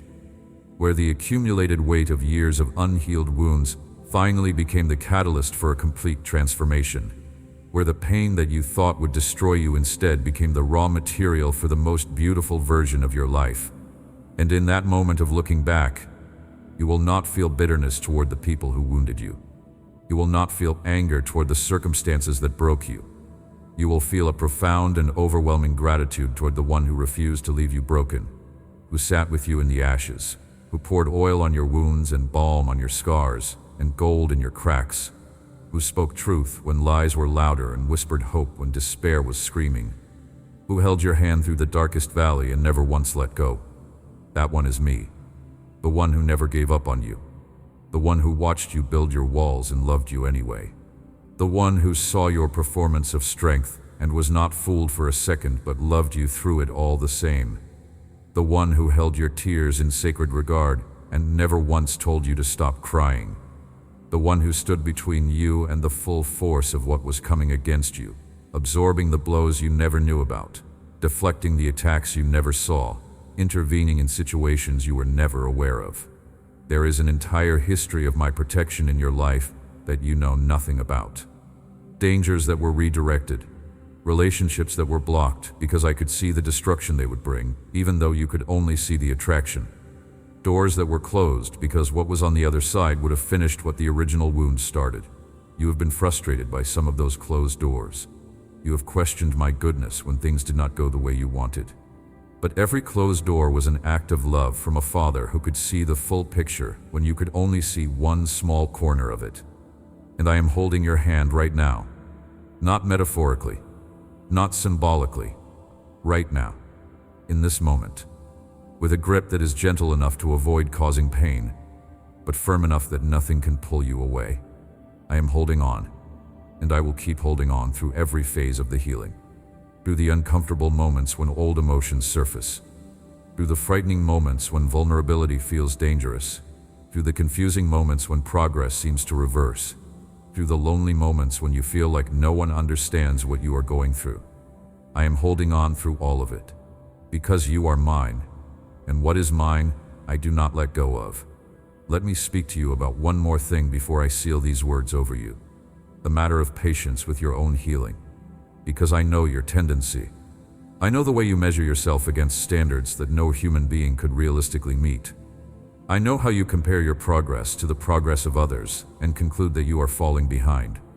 I know the voice that says you should be further along by now, that the healing should be more visible, that the pain should be less intense, that you should be able to forgive more easily, trust more readily, love more freely. And I want to quiet that voice by telling you something that I hope you will carry with you long after this conversation ends. You are exactly where you are supposed to be. Not behind, not ahead. Exactly where the healing requires you to be at this particular moment. The person who seems to have healed faster than you had different wounds, different circumstances, different resources, and a different timeline. Their journey and yours are not comparable because the starting points were not the same, the wounds were not the same depth, and the conditions surrounding the healing were not the same. Comparing your chapter 3 to someone else's chapter 7 is not just unhelpful, it is unfair. To you. I am the author of both stories, and I know exactly how many pages each chapter needs. Some chapters of healing are long and slow and feel like nothing is happening. Those are usually the chapters where the deepest work is being done. The chapters where roots are forming beneath the surface, where foundations are being laid that will support everything that comes after. The visible progress, the chapters that feel like breakthroughs, those come later. But they are only possible because of the slow, invisible work that happened first. So do not despise the slow chapters. Do not dismiss the days when nothing seems to change. Those are the days when I am doing my most important work. The work that no one sees. The work that produces the kind of healing that does not crack under pressure because it was allowed to cure properly before being put to the test. Be gentle with yourself during this process. Not permissive, not passive. Gentle. There is a difference. Permissiveness says the healing does not matter. Passivity says I will not participate in the healing. Gentleness says the healing matters deeply, and I will participate fully. But I will not punish myself for the pace at which it unfolds. Gentleness says I will show myself the same compassion that God shows me. I will not berate myself for the tears that still come. I will not shame myself for the trust that is still tentative. I will not condemn myself for the moments when the old patterns reassert themselves, and I react from the wound rather than from the healing. I will acknowledge those moments, learn from them, and keep moving forward. That is gentleness, and it is one of the most powerful tools in the healing process. I want you to know that I celebrate every step of your progress. Not just the big dramatic breakthroughs, the tiny invisible ones. The moment when you heard that name and the flinch was slightly less intense than last time. I noticed that. The moment when someone offered you a compliment and you received it for 3 full seconds before the doubt kicked in. I noticed that too. The moment when you thought about the betrayal and the anger lasted for hours instead of days. That is progress. Enormous progress. And I want you to celebrate it the way I celebrate it, with the recognition that every small victory is a building block for the larger healing that is unfolding. You will not always feel like you are making progress. That is one of the hardest parts of the healing journey. The feelings lag behind the reality. The emotional experience of your healing will always be several steps behind the actual healing that has taken place. So there will be days when you feel as broken as you felt at the very beginning, even though significant healing has already occurred beneath the surface. On those days, do not trust your feelings. Trust my words. Trust the promise I am making to you right now. Trust the character of the God who has never failed to complete what he started.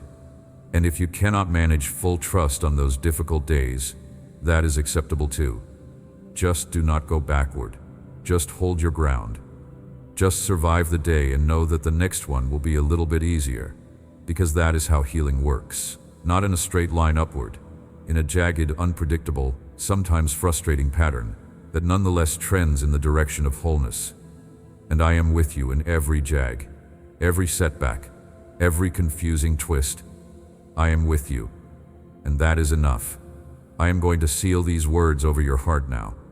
Every promise I have spoken, every truth I have declared, every assurance I have given, I am pressing them into the soil of your spirit like seeds that cannot be plucked out by any hand but mine. The adversary will try to steal these words from you.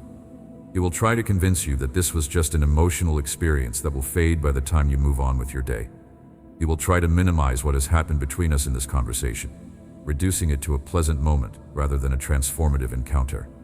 But he cannot remove what I have planted. He does not have the authority or the access to reach the place where I have deposited these truths. They are planted deep, deeper than doubt can dig, deeper than discouragement can descend, deeper than any lie that tries to contradict what I have spoken. And as these seeds grow, they will produce a harvest that exceeds your expectations. A harvest of emotional wholeness that makes you wonder how you ever lived in the broken state you accepted as normal. A harvest of relational depth that brings tears of joy to your eyes. A harvest of inner peace that remains steady regardless of external circumstances. A harvest of purpose that transforms your pain into your greatest contribution to the world around you. This is the future I am building for you. Not a perfect future, a redeemed one. A future in which every wound has been turned into wisdom. Every scar has been turned into strength. Every tear has been turned into a river of compassion that flows from your healed heart to the hurting hearts of others. There is something I want to say about the relationship between healing and worship. Because as your heart heals, something will happen that may surprise you. Worship will change. Not the act itself, not the songs or the prayers or the postures, but the depth, the authenticity, the raw, unfiltered quality of your connection with me during those sacred moments. You see, worship from a wounded heart is real. It is valid. I receive it and I honor it. But worship from a healed heart has a different frequency, a different resonance. It comes from a place that has been emptied of pain and filled with gratitude. It rises from depths that were previously inaccessible because they were occupied by grief and bitterness and fear. And when those depths are cleared, when the healing reaches all the way to the bottom and the pain is replaced by peace, the worship that rises from that deep place carries a power and a beauty that takes heaven's breath away. I have heard you worship through your pain. I have heard the songs that came out broken and tear-stained and barely held together. And those songs were precious to me. More precious than you know, because they were honest. They were the sound of a wounded child reaching for their father even when reaching hurt. And I gathered every one of those broken songs and held them as treasures. But the songs that are coming, the worship that will flow from your healed heart, those songs will have a different quality. Not more honest than the broken ones, equally honest, but free, unencumbered by the weight of unprocessed pain, light, joyful, radiant with the gratitude of someone who knows exactly what they have been rescued from, because they remember what the prison felt like. That worship is being prepared in you right now. With every wound that heals, with every wall that comes down, with every layer of protection that becomes unnecessary, the channels of worship are being cleared. And the river that will flow through those channels, when the healing is complete and the obstructions are removed, will be the most beautiful sound your spirit has ever produced. It will be the sound of freedom, the sound of a heart that was broken and is now whole, the sound of someone who walked through the valley of the shadow and came out singing. And that sound will do something remarkable. It will give other wounded hearts permission to believe that they too can sing again. Your heart will heal. I said it first. I said it throughout. And I am saying it again as we approach the end of this conversation. Not because repetition makes it more true, but because your wounded heart needs to hear it more than once. It needs to hear it until the truth of it sinks past the layers of doubt and skepticism and past disappointment and reaches the place where belief lives. Your heart will heal. Completely, thoroughly, beautifully. And the healing will not be fragile. It will not be a delicate state that shatters at the first sign of difficulty. It will be robust, durable, built to withstand the inevitable challenges of a life lived in an imperfect world. The healed version of your heart will not be a heart that has never known pain. It will be a heart that has known pain and overcome it. And that kind of heart is stronger than any heart that has never been tested. There is a completeness to what I am doing that I want you to grasp with your whole being. I am not healing part of you and leaving the rest to fend for itself. I am not addressing the surface symptoms while ignoring the underlying condition. I am healing everything. The conscious wounds that you can identify and name. The unconscious wounds that have been influencing your behavior for years without your awareness. The inherited wounds that were passed down to you through generations of family patterns that no one ever had the courage or the resources to address. The spiritual wounds that affected your relationship with me. The relational wounds that affected your ability to connect with others. The self-inflicted wounds that came from years of believing lies about your own worth. All of it. Every category. Every layer. Every hidden pocket of unprocessed pain. I see it all. I am treating it all. And I will not rest until the work is complete. This is not the healing of a doctor who treats the symptom and sends you home. This is the healing of a God who knows the patient more intimately than the patient knows themselves, and who will not be satisfied with anything less than total restoration. Total does not mean immediate. I have been clear about that. But total does mean complete. Every wound addressed, every root treated, every lie replaced with truth, every pattern interrupted and redirected, every capacity restored, every dream resurrected, every wall dismantled, every chain broken, every tear redeemed. That is the scope of what I am undertaking, and I have both the power and the patience to see it through to completion. I am the healer of broken hearts. It is not just something I do, it is who I am. It is one of the names I chose for myself because I wanted the wounded to know, before they even asked, that there was someone who specialized in their exact condition. I did not call myself the healer of headaches or the fixer of inconveniences. I called myself the healer of broken hearts. Because broken hearts are my specialty. They are my passion. They are the thing I attend to with the greatest care and the deepest devotion. And your broken heart has had my full attention for longer than you realize. I want to leave you with an image that I hope will stay with you long after this conversation ends. Imagine yourself standing at the edge of a vast field. Behind you is the valley of your wounds, the place where the betrayal happened, the place where the abandonment carved its emptiness, the place where the words fell like hammers on the delicate glass of your self-worth. That valley is real. It happened, and the marks it left on you are part of your story. But you are no longer in the valley. You are standing at the edge of the field that stretches out before you, and this field is green, impossibly, defiantly green. The kind of green that makes your eyes ache with its vividness after so long in the gray landscape of pain. There are flowers in this field that you have never seen before, colors that do not have names in any human language, a fragrance that fills your lungs with something that feels like joy, but deeper, richer, more textured than any joy you have experienced. And the sky above this field is clear, not the oppressive, featureless clarity of emptiness, the luminous, shimmering clarity of a sky that knows something beautiful is about to happen. This field is your future, and I am inviting you to walk into it, not looking backward at the valley, not dragging the chains of the past behind you, walking forward with your eyes fixed on the horizon, with your healed heart beating strong and free in your chest, with the oil of my healing glistening on the scars that tell your story, and with the unshakable knowledge that the God who healed you is walking beside you every step of the way.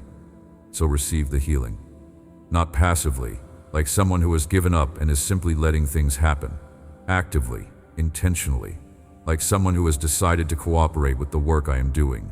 Open the doors I am knocking on. Release the things I am asking you to let go of. Feel the emotions I am bringing to the surface, and trust that every step of this process, even the steps that hurt, is moving you toward the wholeness that has your name on it. I transform pain into purpose. I transform scars into stories. I transform ashes into gardens.